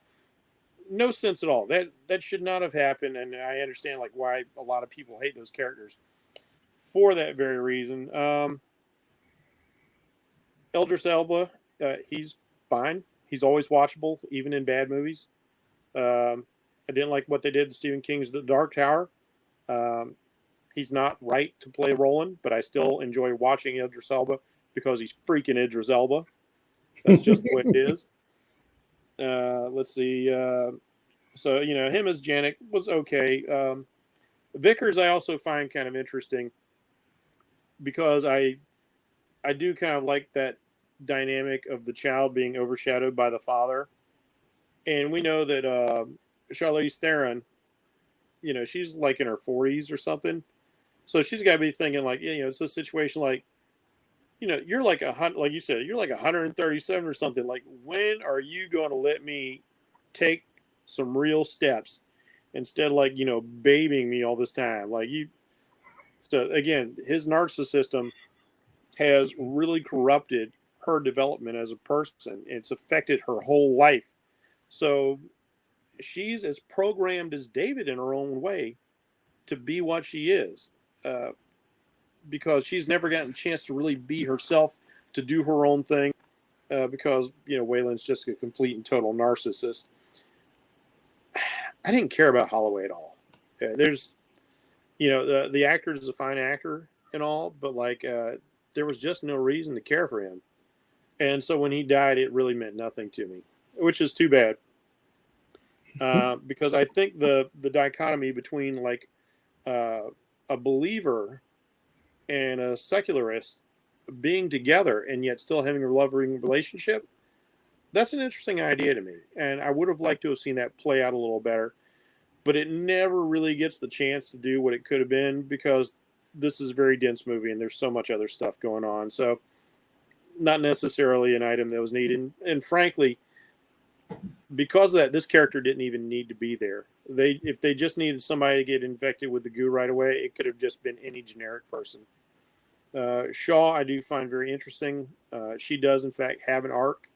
I like the fact that she's got an arc. Naomi Rapace is a terrific actress. For those of you out there who haven't seen the Girl with the Dragon Tattoo series, watch the original Swedish films with her. She is absolutely amazing in it. Well worth watching, and she proves like she's got just as good chops acting in English as she does in her homeland. And even if her character makes these slips and falls, and again, I'm going to accrue that to her own willful blindness because she's very focused on her own task and her own exploration. And that seems to be a thing for a lot of these guys. They're all very focused on their individual things, and so they miss the broader picture. But she's still charismatic enough and charming enough that I find her very likable as a character. Now, David is what makes these two films most worthwhile for me, even though the next film is the next film. I know it's a trope. The idea of like the AI deciding humanity sucks. But if anybody's going to decide humanity sucks, David really has a good reason to decide humanity sucks, because look at what made him. And he's so focused on that very idea that even though he communicates with the humans on the ship, he's just kind of writing us all off because of who his dad is. And I think the way that Scott introduces him in the film is really, really fascinating, because what is he doing? He's looking into our dreams. Now, that is really cool. Like, he wants to be above us. He thinks he's above us and everything, but he's still completely fascinated by us in some ways. He wants to understand our motivations, what makes us tick, what do we think when we're not actually thinking. I find that really, really fascinating. And there's so much you could do with this character. And David is one of the best types of villains, the type of villain who you can in some ways root for, because he doesn't see himself as evil. As a matter of fact, he just thinks this is the next phase of evolution. I am the next thing. I will be the next creator. And just as Wayland thinks he has made perfection with David, he will make perfection in his own creation. And if you follow the logic of Ash, when you meet it later on, Ash is a perfect organism. So David would have applauded that had he heard it, I'm sure. But I like David's journey enough that I would even be willing to see, though we'll probably never get to, I'd like to see a third part of this series just to complete David's story. But I find his exploration of both himself and others to be just eminently fascinating. I really can't get enough of this character, even though I know you've stated that you hate him, DT. Like, I am so with drawn passion. I am as drawn into this character as I am by the strangely mythical, almost boogeyman-ish figure of the alien itself. How it's got its own sort of weird lore and complexity, and I'm sucked into David because there's something I can't relate to, other than like just the most basic insectile premise that we have on Earth. Like, it's such an interesting creature with so many interesting things going on, but David is something I can relate to because he at least has been giving human motivations, but without any of the humanity per se. And so, in his own way, David has kind of become pure secularism, that pure science, that even when he appears to be helping you and he's on your side and he's your friend, as we'll find out in the next film and all that, it's really still about David in his own way, but in oddly not a narcissistic way as much as it's like, let's see what happens next sort of thing, even though he is also narcissistic in his own way. Okay, see, I'm gonna throw it to Nemesis, but see, you've described in a roundabout way the core of my rejection of this character, and that is that the aliens as a concept are grander than this thing. This type of origin makes them small. No, I get that. There was way more to them, and way more that could have been done, even on a metaphysical level, if you want to go there, than this. Now, if you want to discuss this later, and because this is something I can get onto a little bit, I do know the extended lore behind the aliens as far as this film series goes with Prometheus and Covenant. Mhm. But that's up to you if you want to go there. And if you just want to talk about it after the podcast, let me know. Okay, go ahead, Because it's Nemesis. grander. Well, to your point that you just brought up, I will say that we're almost 90 minutes in this podcast, and how much time have we devoted to talking about aliens or the xenomorph? 0. Right. Which basically sums up, the problem with this movie as far as it being an alien movie. As far as the cast, you guys are going to be really interested to hear what I have to say. I think that there are different broad categories in this. I think there are characters that Scott created to tell the story he really wanted to tell, and I think those are the most interesting characters, and I'll get into those in some more detail. Yep. There are characters that he created to make this shoehorn it into being a horror/alien movie, and those characters are ridiculous. There are some side characters. I'll cover them in a little bit, and then, but the first characters I'm going to go to are the absolute red shirts, which are the extended crew of the ship. We don't meet them. They get wiped out in various different ways. The only thing that's interesting about them, and I don't understand why Hollywood keeps doing this, because it's my experience that this is so far from reality, is that every time they keep having security people on these ships who are bringing guns to these exploratory missions to go with the scientists, and the scientists always turn to them and look at them haughtily and go, "This is a scientific mission. I don't want anybody with a gun with you." Now, any scientist I know that's going out into the uncharted territory wants somebody with the gun who's good at killing stuff if stuff goes south. I will add one thing that I think is stupid as well. This is that they put no weapons whatsoever aboard the Prometheus, and then what ends up happening when something actually requires something to be shot, they got nothing. I mean, you would think that Wayland would have been smarter than that. Yeah, but I just don't understand why Hollywood keeps going back to this trope where scientists don't want some sort of. It doesn't have to be military. It could even be like the hippie dude that's good at martial arts and good at weapons and stuff. Somebody to turn to when things go bad. You always have that guy or that girl. It doesn't have, whoever it is. You always have that person on an expedition because you never know when the time for talking ends and the time for action begins. So I just don't understand it. So that's all I have to say about those guys. And those guys died, and that was their whole point. We don't remember them. They're there to get killed or turned into weird looking, exorcist monsters that are walking backwards and doing their thing. All those things. The next is the horror movie character. Well, let me get to them in a second. The next is the side characters that were like fast food. They were satisfying, but nothing good came of them. Those were the bridge crew. So we had Idris Elba and the two dudes that were wagering on everything. Those guys were interesting. Those two dudes were funny. I found them engaging when they were on screen. I liked their dialogue, their witty back and forth, and their banter. I liked Idris Elba's character. He was cool. I loved him sitting there. When Vickers walks off, he said, "Can't be with the one you love, then love the one you're with." Da, da, da, da, da. I was like, "Son, you got some moves there." I was like, I connected with those characters. But like I said, they're fast food. They're just there for me to be like, oh, I'm having a good time with them. But they gave me nothing for the story, So no matter how much I enjoyed them, and then they sacrifice them. So they do the cool play where they drive the ship in and blow up the other ship. So I'm like, okay, and I could see them doing that, but it's like for the story it worked, but it's like if I really wanted to get into it and be nitpicky, I'm like, did these three guys ever show that much devotion to protecting humanity or anything? Did they earn it? Probably not. They're just fast food. They did something cool and gave us a cool effect. So, okay, whatever. Then you got your two horror movie characters, which are Fiefeld and Milburn.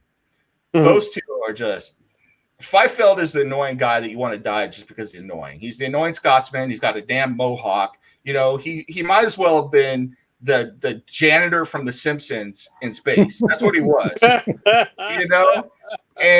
he was groundskeeper Willie.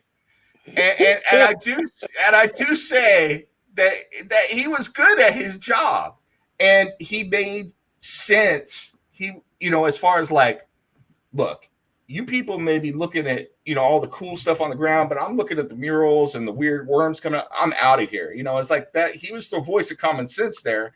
And then he proceeds to get lost, so he invented this technology. Why does he not have a heads up display, which we have for the military now? Because it's in the ship. We saw the holographic display in the ship. Idris Elba's looking at it, Janik.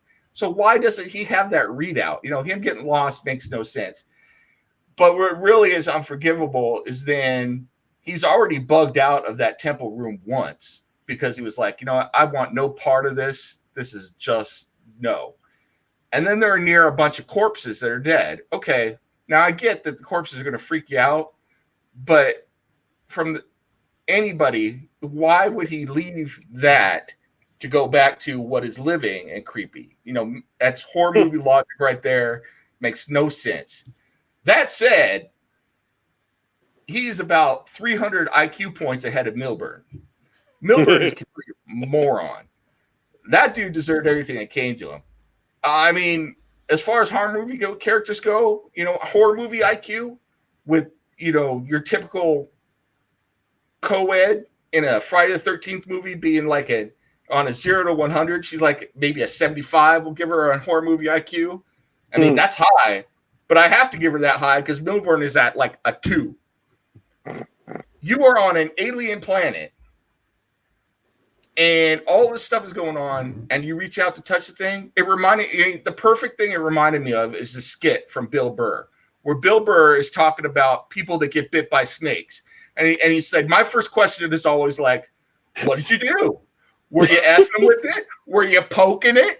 Exactly. That's exactly what's going on here. Feifel should have been like, when he got bit, the thing was wrapped around him. Feifel should not have helped that dude. You should be like, well, what did you do? Were you effing with it? Were you poking it?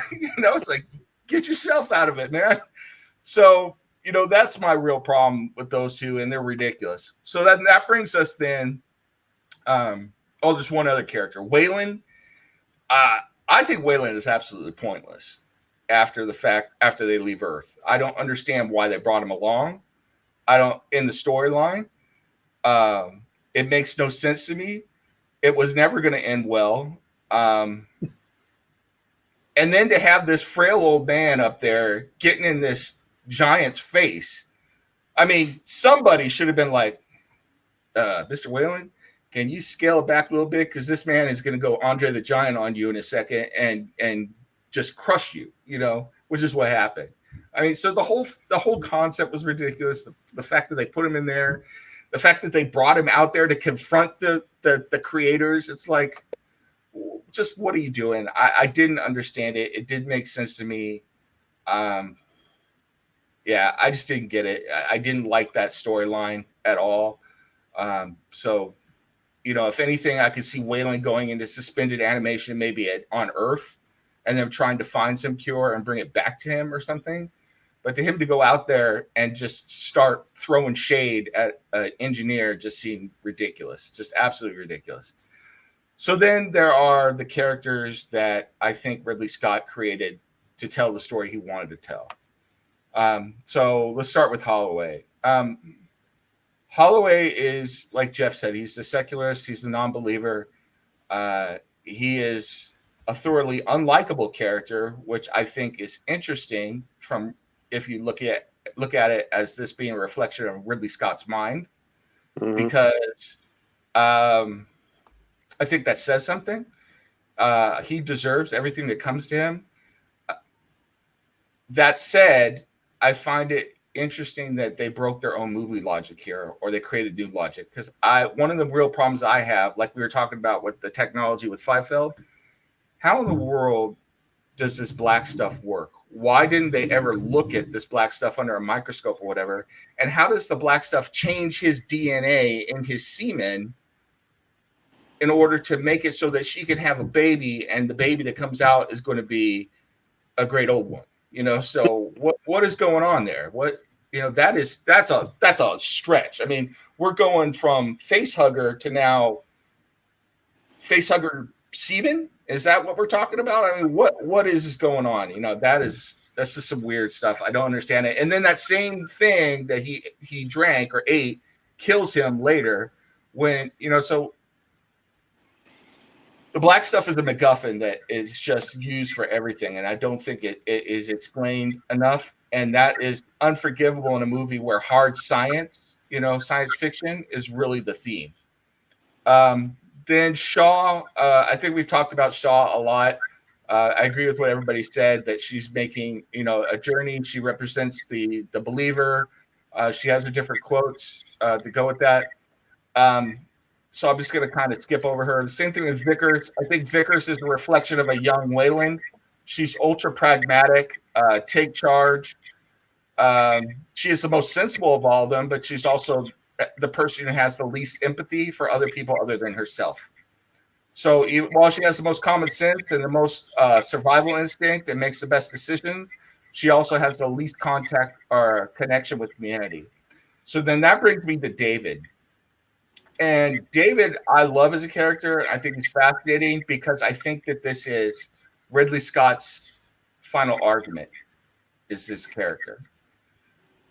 And I think that's fascinating that he came to the final argument, because what Ridley Scott is doing, there's a scene that was cut out of a deleted scene that was cut out where it shows that Wayland has total control over David, and that at one point he's ordering David to play a piece of music, and he does it perfectly first time. And one of the problems I have from a story perspective with David is that David is too good at everything. It's like he's learning ancient languages and then suddenly knows how to speak the engineer's language and knows how to do their passwords and everything. It's like the black stuff. It's a little too convenient and he's too good. He's a whatever the Android version of the Mary Sue is. You know? Gary Stu. Yeah.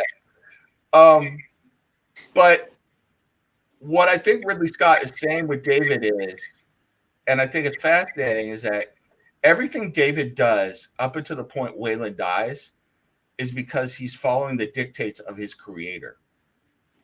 Everything that he does, so in a roundabout sort of way, Ridley Scott is telling us this is humanity following their creator, God. You may not agree with it. It may not always be pretty. He does some things that are good. He does save some people and do some other things. He does things that are bad, whatever. But when he is freed from the dictates of creator, and now he becomes the creator himself. So Ridley Scott is talking about if man ever throws off God, religion, and becomes God in his own eyes, look at what David becomes. And can you argue that it's better or worse? Especially when there's nothing to tie David to. He has not been invested with any sense of divine spark, morality, whatever you want to call it, conscience. And this is where I have a real problem with the next movie and the little bit I've seen of it, because I thought it was fascinating that of all the people who survive, it's Shaw. And Shaw has some sort of hold over David. You could almost call it she's got the conscience of David. And I thought it would be fascinating, as my cat tries to knock over everything here, that if we got a second movie where you had David in a dominant position, but he's struggling with the humanity that he does not possess in the person of Shaw, and you've got this real struggle for what direction does this character go when he's faced with a person that he could snuff out at any time, he is superior to, except in probably the one way that matters the most to him, which is in humanity. Because when it comes to humanity, David is clearly inferior to everyone, including Fifield and Milburn, and most definitely Shaw. So I think that's a fascinating concept. It could have been so interesting to explore, and threw it away before the second movie even started. So, all right. Well, that's a good transition into where we're going next, because we could go long on this film, but we do have to talk about. I'm going to address some of that stuff, and then we're going to go to this final little thing. Talking about the black goo, it's very reminiscent of the red matter in Abrams' track. Where it's something that just does what you need it to do based on the plot. because the red matter was black hole creating, it was time warping, it was a whole bunch of things that was never explained. And we're gonna get into that in a minute when we talk about the evolution of the alien in this film. But some of the stuff you said, some of the issue is not the right word. Some of the barriers I have to exploring the philosophical regions of the film is because it's always Hollywood religion. It's Hollywood's idea of what a believer is. Yeah. And I have been around believers of many kinds of faith, and I've been around people that believe like I believe from all over the world. So it's a very narrow kind of Hollywood defined faith person, if you will. I would go farther than that, and my critique would be, especially since I live out here, is you cannot write what you don't know. Okay. So then there's that. And then Bracy, that I didn't understand what you were saying about the fight or flight response, because that's legit. It's just that coming off of a movie like Aliens, if you remember, Hicks always had the right response. Mm-hmm. Whenever there was danger, he always responded. His training took over. Every time he always made the right decision. When someone was dead, he knew to leave them. He didn't mourn, he didn't grieve. He's forget him, he's gone. He always made the right decision in the heat of the moment.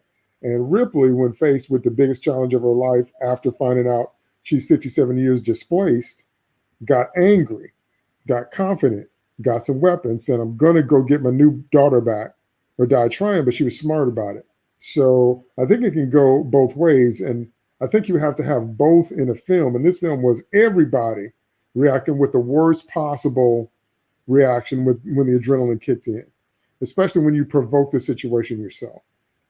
And like I said, that is what, because, and what Nemesis just said, and we'll get into this with the next film, but David is also a trying to have it both ways kind of character.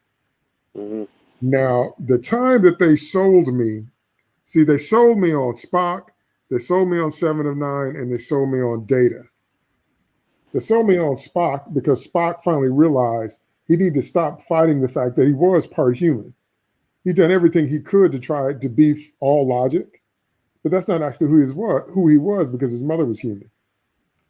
Data's best episode for me was not Measure the Man, it was the one with the exocomps. When he realized he had found an artificial life form that might be alive and was willing to give his life, because he said, I'm alone in the universe, and I finally found a race of beings that are more like me. Even though I'm stylized like a human, I'm more like that. They sold me on that. They sold me on Seven of Nine because Seven was the opposite of the other two characters. She was a human that became something else and had to wonder, do I really want to be human again? All that's fascinating. But with David, they're trying to have it both ways. You're both amoral and evil. You're both logical and dispassionate, but then sadistic. You're both, programmed to be a certain thing, but the kinds of things you would have to do to inflict some of the torments that you did. Can I push back on that for a second, Dave? Sure, go ahead. I'm just curious what you think of this. We describe David as evil, and I think what Jeff said has a lot of merit in that. I would describe him as evil, as a villain, but is he evil because, how do I say this? Like a lot of people will say, they'll look at a Godzilla movie and say, oh, Godzilla's evil. Godzilla's not evil. He's just doing what he's doing. He just misunderstood. He's amoral, Galactus is not evil. Aliens are not evil. They're just trying to survive. I would say that if I was David, well, I am David, but if I was that David on here talking, I would say I would have a perfectly rational explanation for everything I'm doing, and I would couch everything I'm doing in some sort of explanation. And to us hearing it as people who are being affected by his decisions or have grown up in a sense of morality, a sense of right and wrong, we would say that's evil. To him, he would say, I don't care. You're just lab rats. You're chimpanzees at the zoo. Why do I care? Yeah. So we're just a mean in. He's just doing what he's programmed to do. But I don't think he has a genuine concept of good and evil. Which is why you have to have some level of a soul to be cruel. That's what I'm trying to say. If you're all logic and you're all dispassionate, what you would be is efficient. I mean, we do cruel. cool things to animals in the name of research, and even ridiculous things like testing cosmetics on animals. But then again, if you don't test cosmetics on animals, a human gets a rash or has a violent reaction. So, but there's people that push back against that, and they go to another extreme. That's a whole other conversation. A necessary sacrifice is probably how he would have put it. We've joked about. I mean, we have joked about Lovecraft and the great old ones. I can't never remember off the top of my head what the real name for them is called. But but in some sense, he's hitting on this idea that for greater beings, for beings that are outside of humanity, we are inconsequential. There are things we don't care about. When we walk down the street, we may be stepping on hundreds of ants that we never know and killing them as we go along. We don't care. I think that, this goes into my argument. What I said is that once David was untethered from his creator and becomes the God in his own eyes, he's elevated himself. And I think that is in some way, I mean, this is putting a lot on this movie, which is very flawed, but that's a warning to us. I think that's one of the things I like about this movie. It's a warning to us because you look at what we're doing now. We're creating human chimp hybrids.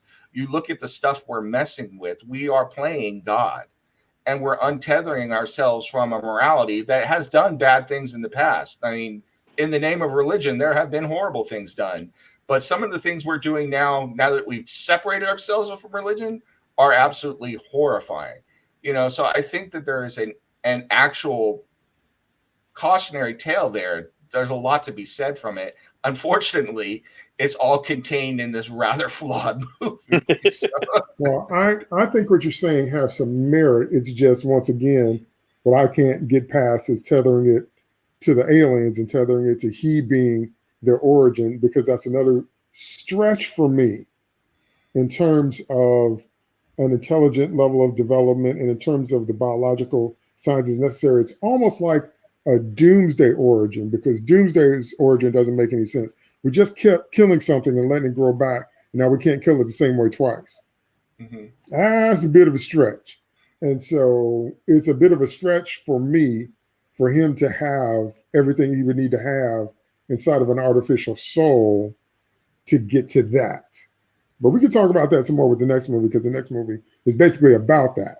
Yeah. So we'll do a deep dive into that. But to finish this up, let's talk about the actual evolution of the little bit of alien lore we did see in this film, from the discovering of the goo to the planting of the goo to the everybody's in trouble, so we're all going to go have sex time.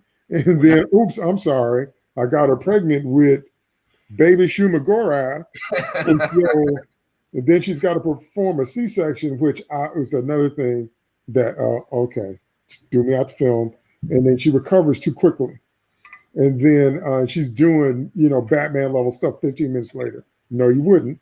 And then so Shuma gets in a depressurized room with maybe little baby alien. And the last shot of the movie is baby alien just deciding to grow a protruded jaw and this kind of thing. And so again, if I could sum up my resistance to the concepts, is because it makes them small as creatures, makes them small as concepts, makes them a tenth of what they could have been as a species, with a planet, with a full environment that harbored something like that, with other things that might be equally as terrible as they were, with different variations on a theme, with maybe one king that seeded all of this. There's just so many better places the books went, until I cannot swallow this. Even though I think your arguments are valid, I can't squeeze what I've already read and what I've already imagined myself and what I've already seen how the lore goes so many different ways, to believe for half a second that a narcissistic android made y'all. Well, this whole alien portion is where I'll really rant. So just get ready. And so as I'm looking at the evolution, I agree with what Nemesis said before about, because it's another example of trying to have it both ways. And that is that it's one thing to have hard science fiction. It's another thing when you're rooting your science fiction in real world concepts, and then you're taking a leap that we haven't made yet, but a leap that might be possible. And then it's another thing altogether to throw in comic book magic in that same film. See, Steve is laughing. He knows where I'm going, because you can't have all of them in the same film and expect me to buy any of them. You have to pick a lane. And so if we're going to get the Spider-Man movie magic, because I'm like, because we were just talking about it today about how we've become so pedantic and so detail-oriented in our examining of lore. And so sometimes we can strip all the fun out of it and just, it's just make-believe. But if you're going to show me that a spider bite from a super spider can rewrite the DNA of a human, combining it with the best parts of the spider, so you don't come out with a multi-eye thing and the multi-leg thing and the spinnerets in your butt instead of your wrist, and all the things that would happen if you actually became a human spider. It would be like The Fly. The Fly was a better example of how through teleportation and disassembling of atoms and molecules, it recombined the best thing it knew how. That makes sense given a science fiction context. But Peter Parker's origin doesn't make any sense. Rewritten DNA and then rewritten DNA that lets you still retain all of your human everything, and you just get cool powers. Like spider sense. Spider sense comes from hairs on a spider and then feeling the wind motion before you get over there. Flies do it too. That's actually spider sense. So you actually feel the danger coming on the wind currents. That's how they react. Peter's spider sense is actually sensing danger in almost a clairvoyant, preternatural kind of way. That's not actually spider sense, but we don't care because it's comic book magic. You can't put that in this, along with all the other insults, is another insult to injury, to say that somehow, again, with the black goo that is totally undefined and totally morphs into whatever you need it to be, can create little Schumer in the womb. What? And then the other thing that we've talked about a million times in this franchise, and that is that the one part I did like was that she gets on the medical bed to find out what's wrong. The part that I didn't like was, once again, you should have had atmospheric filters in the ship. If there are substances that don't belong, there should be all kind of warning bells going off, all kind of alarms going off, and then the rapid development of a fetus. Because for the longest, before the 90s, they said that Superman and Lois couldn't have kids because the baby would kill Lois in the womb with one super kick, which kind of made sense because Kryptonians are humanoid, but under a yellow sun, their biology changes. So on Superman and Lois, they had Superman go to Kandor under a red sun. Then she carried the baby there so the baby wouldn't have powers. That's comic book science. I buy it because that makes sense. But you can't get this undefined goo and then this rapid gestation and then the Schumer baby, and then she cuts it out and, oh, no, there's a little octopus. And then 5 minutes later, and then, And the last scene is a pre-xenomorph, a pre-thing, whatever. And I'm like, so if it hadn't lost me all the way through all the other stuff, that was the final nail. I'm like, no, this doesn't have anything to do with the aliens that we've already met. You've shown us something that is so many rungs down on the evolutionary scale, what we already know. That's movie making 101. That's why it's hard to write sequels. Because once you establish a force, the first time you see it, it's awesome. The second time, you have to turn up the stakes or it's just a retread. That's why sequels are so hard to write. But this was the other direction. This was a baby xenomorph that wasn't like anything we had seen, that wasn't nearly as terrifying as things we've already seen. So anyway, I was done from the first scene, but I guess I was extra done with barbecue sauce. By the time we got to this one, you're extra crispy by then. So I was full extra crispy, biscuits with honey and butter, and maybe a little rice and beans on the side. Okay, so let's talk about the evolution of the alien in this film, the evolution of the xenomorph, and everything, the goo, the impregnation, baby Shuma, everything. Start with Bracy. All right. First of all, I think we can all agree that after the C-section, Shaw just has nothing but plot armor. Yes. Because that did get ridiculous. You'd see her just reacting to being hurt every now and again. Oh yeah, belly wound. Whatevs. Your space technology is clearly not that good. What I found interesting about the creature that gets impregnated into her, they call it when it's fully developed into the giant squid facehugger monster, they call it the trilobite. I thought something kind of interesting when she pulled it out, that it wasn't a fetus, it wasn't a xenomorph, it wasn't anything was seen. I actually thought it looked like some sort of mutated sperm. Now it has a whole bunch of extra flagella instead of just the one as a usual sperm. I didn't need to hear that. I really didn't need to hear that. Like David, I'm going pure science. Oh no. So I actually found that concept pretty interesting, and then seeing what it turned into on its own, because I felt like this only took like the barest of our DNA, and that was kind of an interesting idea to me. And then the fact that it processed through a female, and then later on we see once again it has like the vagina face, and then it's got the inserting thing. So then there's that hermaphroditic mixing that Giger had with his original designs. When you come to the facehugger, it looks very much like a vagina on the bottom, and it's got the intrusive organ that implants the seed in you.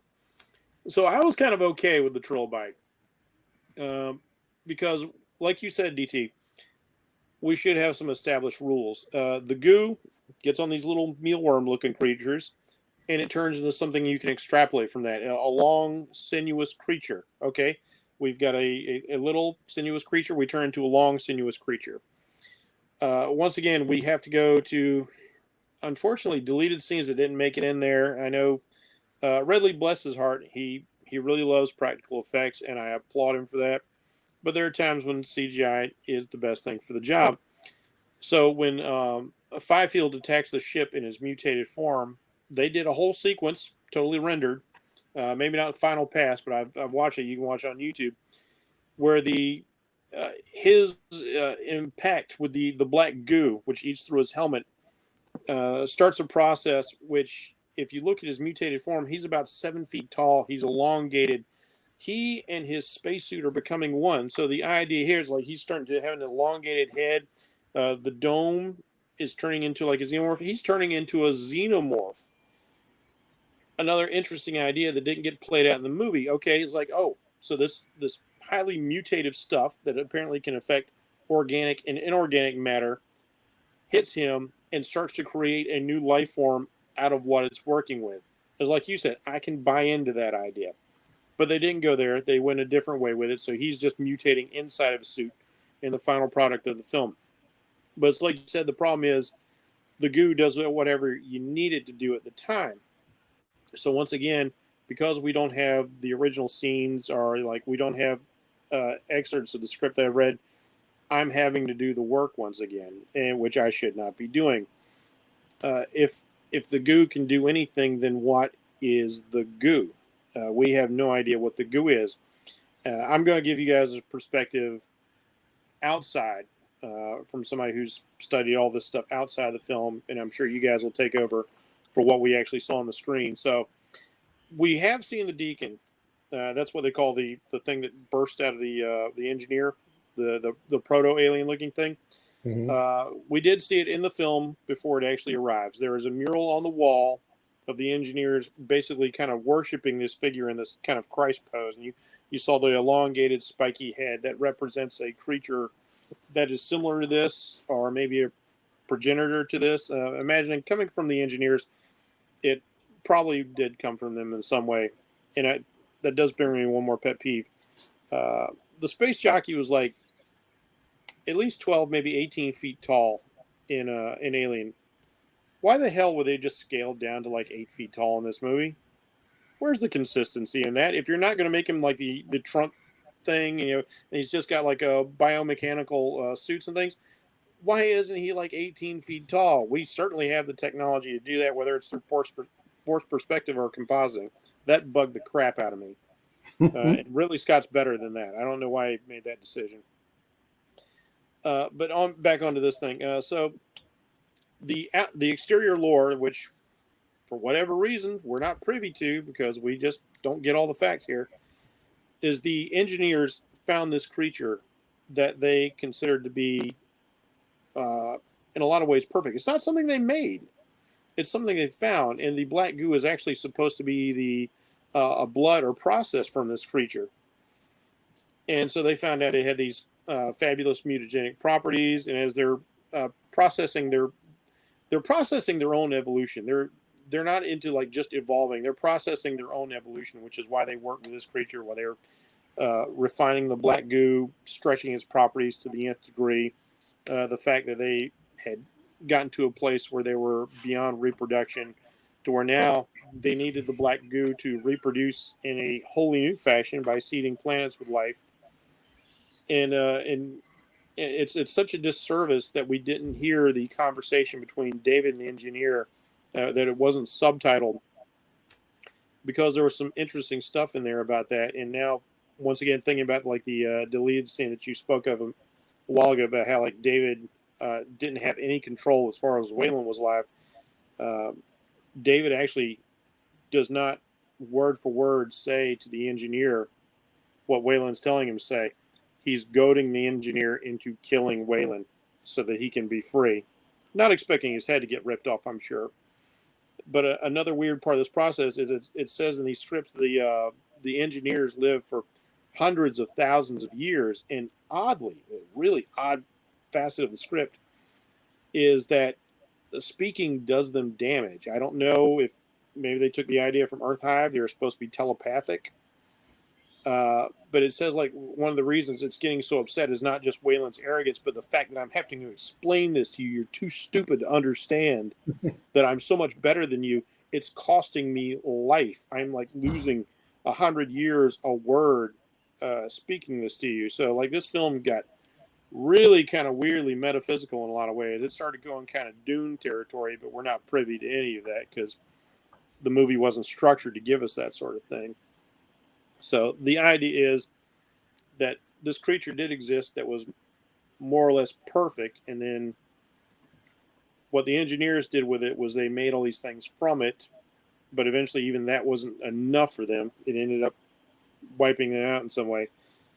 But then it kind of speaks to what happens, and we'll get into this later with David in the second film, is David tries to create perfection, but it already kind of exists.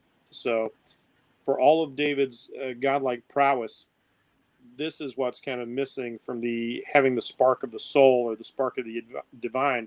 It's like when you think about like God and Lucifer, God is the creator. He is the maker of all things. But what does the devil always do? The devil can only copy.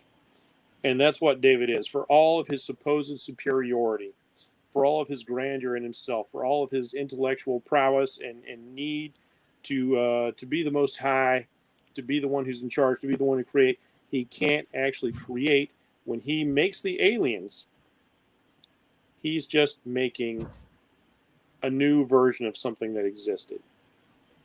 The base model is already there. The base model was already more or less perfect. He's just creating his idea of perfection. Well, Bracy, as usual, you describe a better movie than the one we got. And it always resonates with me that you have put more thought and effort into it than they did, or they were so focused on the broad strokes that they bungled the execution. because you're always really, really good at connecting the dots. But the movie, like you always say, is supposed to connect the dots. Yep. Because you're always describing a better film than what we saw. And many times, I won't say giving them too much credit, but that's what it feels like sometimes. It feels, because what feels like that maybe they didn't even go there themselves, because the larger metaphysical themes of the alien could have really been another deep film. It could have been grand like you wanted. Right. But if you're going to continue to have them be just snarling beasts who are only concerned with reproduction and eating, and you don't make them have a larger motivation or evolutionary scale or perspective, or it was never a part of what they were, and then maybe they were altered, and then maybe that's why they became aggressive, or maybe that's why they hate humanoid forms, or maybe a whole lot of maybes because of what the engineers did to them, like you described. That's a better film. That's a war, like the AVP films. That's something where something happened, and now you have two forces with an antagonistic past, which can explain what we've already seen before. But when you have to do all that work to try to fill in gaps that are large enough to drive South Dakota through. I mean, that's an excellent point. It's like when we tried to make a better bee and we ended up with killer bees because we mucked about with something that we shouldn't have. Right. Okay, go ahead, Nemesis, evolution of the alien, and let the rants fly. All right, I'm going to say, first of all, as just your average moviegoer, as far as the average moviegoer is concerned, as a person who I haven't read the extended material, I haven't read all the other stuff. I've watched the movies, I've read a few things, but that's the extent. When I go into Prometheus, and you're telling me this is an alien movie, I've got 4 alien movies beforehand, and that's my backstory. If you were going anywhere outside of that, you better connect it in some way, and you better show me. Otherwise, as my wife says all the time, we start waving the BS flag, And that's what this whole alien thing is, to me, is the giant BS flag going the whole time. It's like the same thing when she had the abdomen cut open and then she was doing all this stuff. My wife has watched this movie with me, and she saw her running around with their little C-section. She was waving that flag. She's like, that's bold. So, yeah, it just makes no sense to me. And I hear what Jeff is saying, but it's like, golly, if you're going to bring all of that exposition in, you needed to make 1 or 2 movies before you made this movie, or right. you needed to hand somebody a novel to read and say, you need to read this before you can come in and watch my movie, something like that. Because to me, as an average moviegoer, and this is why I'm ranting, none of this made any sense. None of it. The black goo is sitting there, and then I didn't even realize that it hit worms down there. I thought the worms were coming out of the canisters. That's what it looked like to me. So, all of a sudden then I get the snake come out, and I'm like, okay, it turned into a snake. Well, how did that happen? And then we had black goose sperm, and I'm like, well, how did that happen? I was like, what is going on here? What is this stuff doing? And then David's got it on his finger, but it doesn't do anything to him, I guess, because he's artificial, but it's like they never look at it. They never, did you poke it? Were you messing with it? It's like, what did you do? and then Fifield shows up, and to me, he didn't look like anything what you described. I thought it was a Sasquatch walking in. I thought it was Bigfoot. So I was like, what the hell is Bigfoot doing in this movie? Seriously, I was looking at it going, are they just bringing in random monsters now and just throwing it in there? I was like, come on, guys, you don't need to work that hard for your horror movie chops. You already have horror characters. Just bring xenomorphs in. But now I got that. Check out that alternate footage of Fifield's attack. Okay, but when I'm watching the movie, this is what I'm seeing. So I'm seeing I'm seeing Sasquatch. I'm seeing some weird thing walking. I'm seeing a weird looking snake. I've got goose sperm creating, the shaggy gore, and this woman staying and coming out with the octopus. And then to add insult to injury, then I got to watch the evil, in my mind, evil engineer get face raped by the giant now I can never unhear it again. Sperm monster, the sperm old one attacking him. Then this thing rips out of him, and now I'm finally like, oh, look, it's an alien.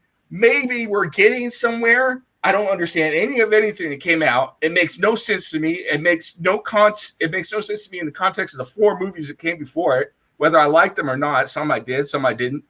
But I'm like, now I've got an alien thing. Something's going to happen. This alien is going to evolve. And then the next movie comes along and says, nope, we never went back there. Who knows what happened with that alien thing on that planet? We did something else over here. I'm like, F all of you. I'm poking it. Screw all of you. It's like, you just lost me. All your alien chops lost. So it's like, I love this movie from a science fiction standpoint. I like a lot of what they're doing, the themes. It's beautiful to look at what you're saying, but it's an alien movie. I'm like, cut it, nuke it from orbit, burn it 3 times, stomp on it, throw it in the trash compactor, and then flush it down to hell with Jason and Freddy and let them fight over it, because that is where it belongs as far as I'm concerned. Ran over. My goodness. That was epic. Yeah, it was. And I'm agreeing with all you're saying. I like the way you started that by saying, what about those that have just watched the films? And what about those that have bought into this? This has been billed as an alien film.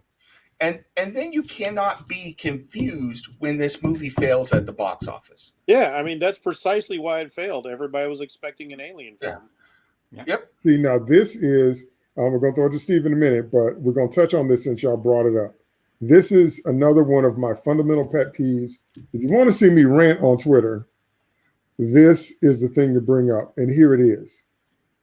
And I guess it's because I don't know, I guess because maybe I'm more of a straightforward person, but I'm the you can't pee on my leg and make me say it's rain guy. So the only reason you use established IPs is because you're trying to take the popularity and the momentum that's already been built to draw eyes in on your story. That is Smallville in a nutshell. And they kept saying, it's not about Superman. It's not about Superman. It's not about Superman. Yes, it is. Yeah. It's absolutely about Superman, and every element of his world was brought in, except the ones we wanted to see. And the only reason we watched the show was because it was a Superman show. So you can't keep saying not about Superman, because that's not true. If it had been about Booster Gold, or if it had been about the Creeper, or if it had been about the Metal Man, that's not a Superman show. But Smallville, Kansas, and Clark and Lana and Lois and the Kents and Pete and 2 Jimmys and Lex Luthor and Lionel Luthor, that's Superman show. I hate to break it to you. So that's what this movie did to us. If you don't know the lore or the extended content, this movie said, here's an alien film of which we get 45 seconds of a prototype alien that's come down the pipe with the caviar. Oh, go ahead, Steve. Go ahead, Steve. Yeah, I have to say this is a movie that is the series of implausible events because none of this stuff connects in any logical way. I will say I kind of respect Jeff for trying to make this work, and he's always very good at finding plausible ways of taking this absolute nonsense and finding a way to make it work. And I'm not going to take anything from that. I can fix your scripts. Yeah. Yes, you can. You are the script doctor. But going by what we have seen in this movie, without doing the work of the movie, my God, there's just the whole thing is just ridiculous. There's no way that this sequence of events, as shown, would happen the way that it happened in this movie. So you start with, okay, there is a bunch of goo that they find in these vases, in these things. Are you really telling me that the engineers had absolutely no protocols for preventing outbreaks or from accidental prevention of this goo infecting things? We don't know why these things suddenly liquefy. I imagine the engineers must have known that it does this.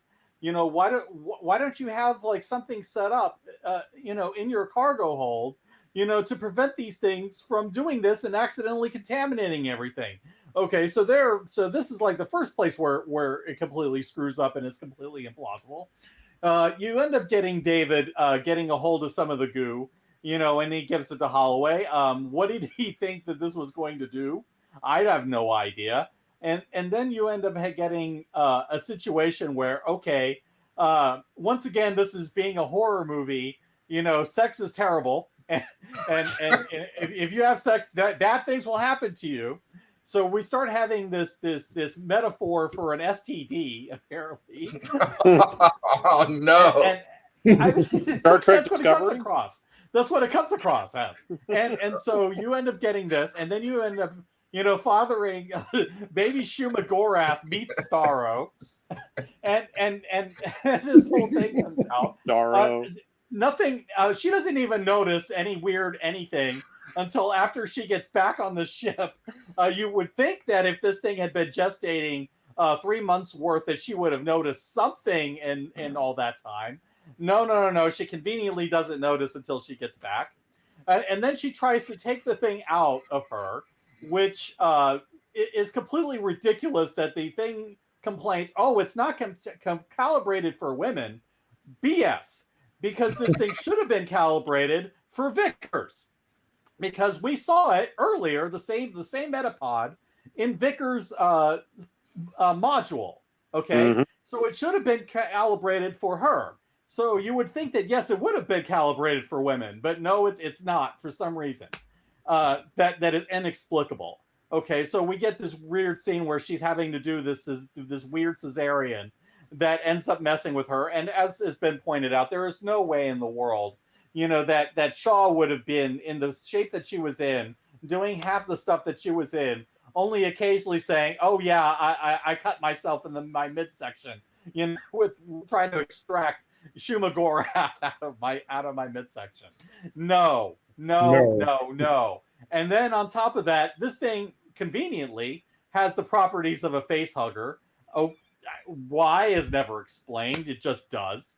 And I will also add the thing that really gets me about the ending and how this thing really starts coming across is that I do not know why the engineer was in that module. There is no reason whatsoever why the engineer would have been there. They tried to say, oh, well, it was because he was mad that these little monkeys, took down his ship. Well, he should know that these monkeys are not going to survive because they have no way off of the planet. Okay, the Prometheus is destroyed. They have a limited amount of air, and they're probably living on borrowed time. So the engineer would logically think, you know what, these guys are all going to die. I'm going to concern myself with continuing my mission and getting off of this planet. Because as we find out later, David finds out, oh yeah, there are other ships buried on this planet. Okay, so the engineer's logical answer would be, okay, forget the monkeys. They're going to die on their own. I'm going to go and find another ship. And then maybe then I'll end up destroying the remains of the monkeys with my new ship. And then I'm going to get off the planet. And then I'm going to go back and do whatever it was that I was supposed to do. So there's no reason why the engineer would have been there to be face-hugged. And that, and in addition to that, there is no biological process that makes sense to why, this turns to this, turns into this, turns into a xenomorph. I mean, it's absolutely a magical process based on this magic goo, which has no properties that are defined. We don't know how it works. It just does whatever it needs to do, so that we can establish that, yes, this is an Alien prequel. It's ridiculous, absolutely ridiculous from start to finish, with a series of events that does not connect in any logical fashion and is based on the most contrived nonsense. There's no way that this works as an Alien film in any way, shape, or form. Now, it may have started off with the idea of, okay, let's explore the space jockeys, let's kind of do this prequel thing, but then evolved into this whole other story, which at that point it should have been, okay, let's cut off all the Alien stuff and then kind of work with what we actually are telling here. But no, we want to cash in on the Alien franchise. So no, we're going to keep this force fit stuff. And all of it is completely contrived. It is completely ridiculous. none of the stuff works on the level that the movie is trying to show us, and it's ridiculous. Absolute nonsense. You know what they should have done? Now that I'm thinking about what Jeff told us about all the original backstory and everything, the first movie should have been way back, ancient times, engineers discovering this race and screwing with it, and something going on, and don't say anything. Don't say anything in promotion. If people figure out that the engineers are the space jockeys, look, that's cool. Yeah. Let them build up hype for it. And then do the second movie where stuff gets out of control. And then, then do the third movie is Prometheus, leading into everything that goes on. Then you got some, you had a trilogy right there. Yeah. And people, eventually the public would have figured out, whoa, wait a minute. This is tying into aliens, and Ridley Scott is doing it, so. Yeah, there were so many ways to do this, or a variation of this, and tie it into aliens. You've always got to have humans, obviously, but you just run across like a derelict juggernaut ship out in space, and you find some engineers on there. It's just so many ways to do it, or like Earth Hive, or what Dark Horse did, have them come to us. Yeah. I don't even know if you need to have humans. I would have watched the hell out of a movie where it's talking about an alien species is discovering these perfect creatures and screwing with them and everything. Well, see, this is what I'm talking about, though. My thing is, I'm thinking in terms of how Hollywood often thinks. They want, like we get away with it with Avatar to an extent, for instance, but we do have legitimate human characters as well. But more often than not, Hollywood does want to have identifiable human characters for the audience to, empathize with. That's just the way they think more often than not. Yeah, well, this is another fine example of the phrase you hear me use all the time, which is putting the camera in the wrong place. Yeah. Okay.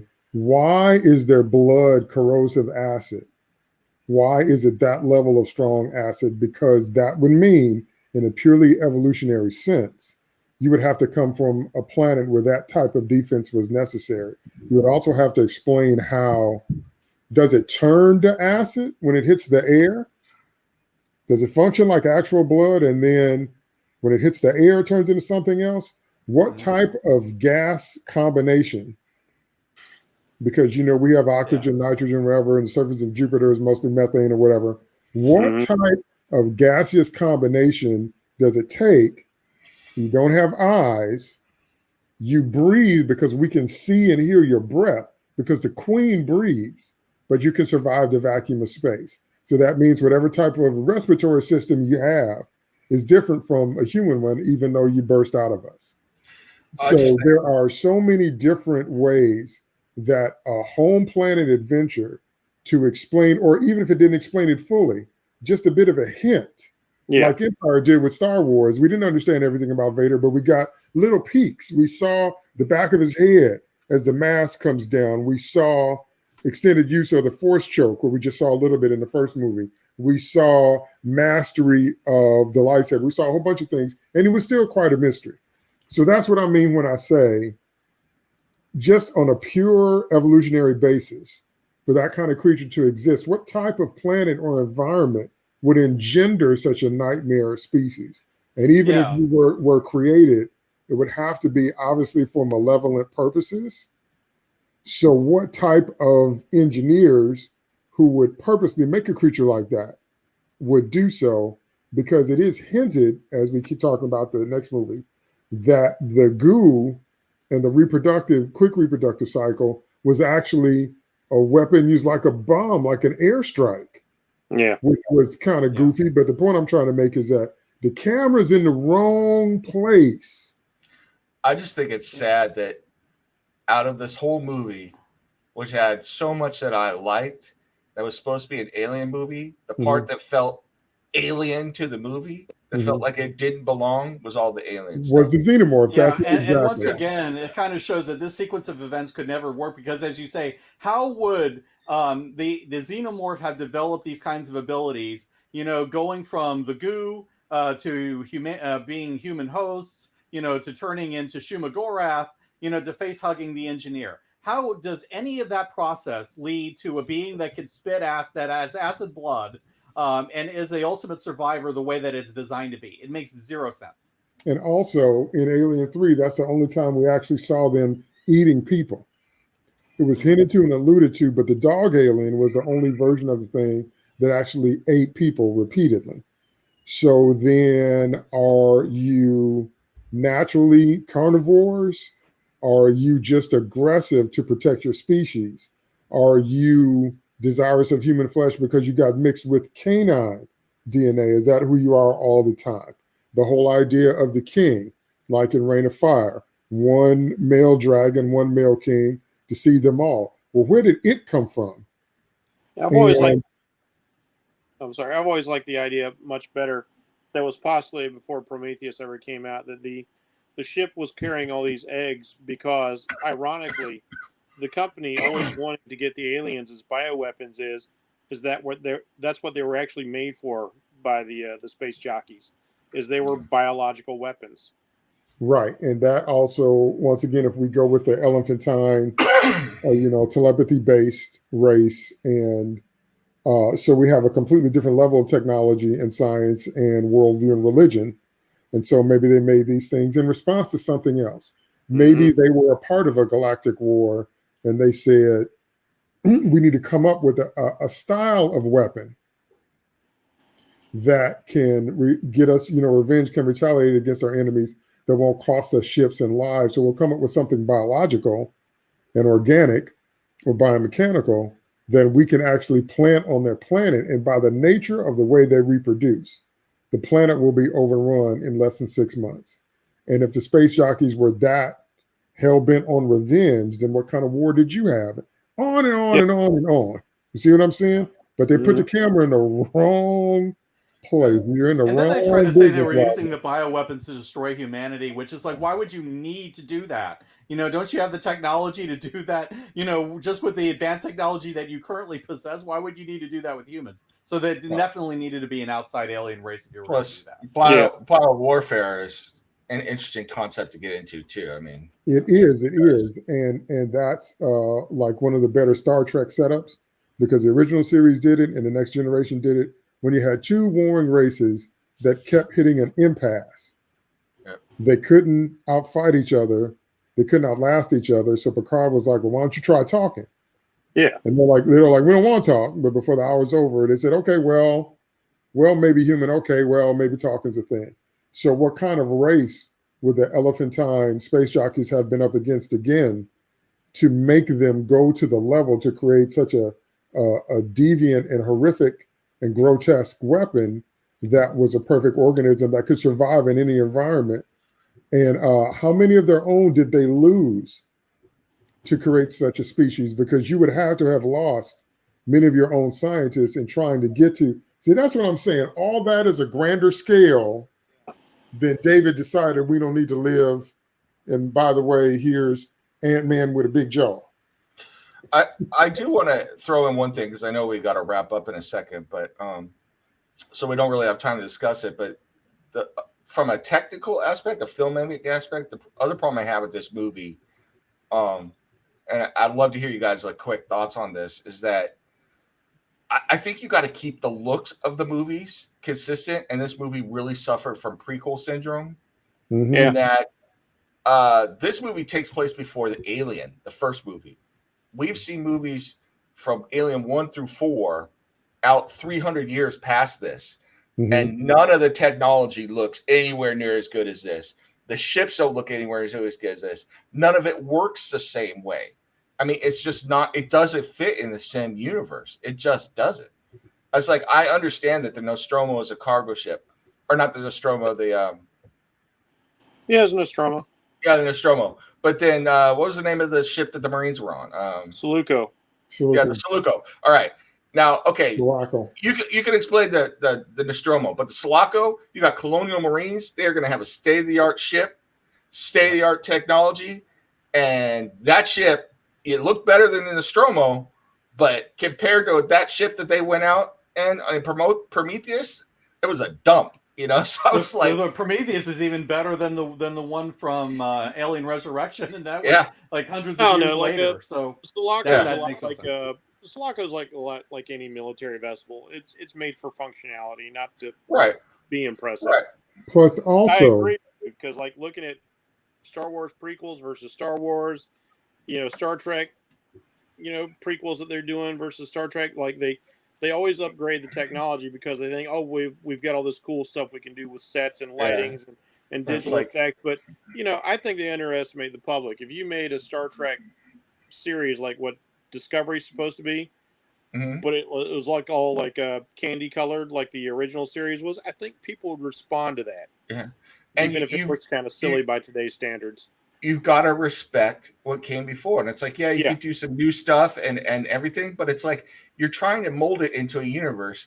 And you cannot tell. I mean, you look at the Phantom Menace and you look at that stuff out there, and I look at the stuff from Star Wars, I'm like, man, those ships of the Phantom Menace should be wiping the floor with those people. Well, also, on top of what we've already said, I know they did it in Aliens Colonial Marines, and it's a shame that game failed so badly.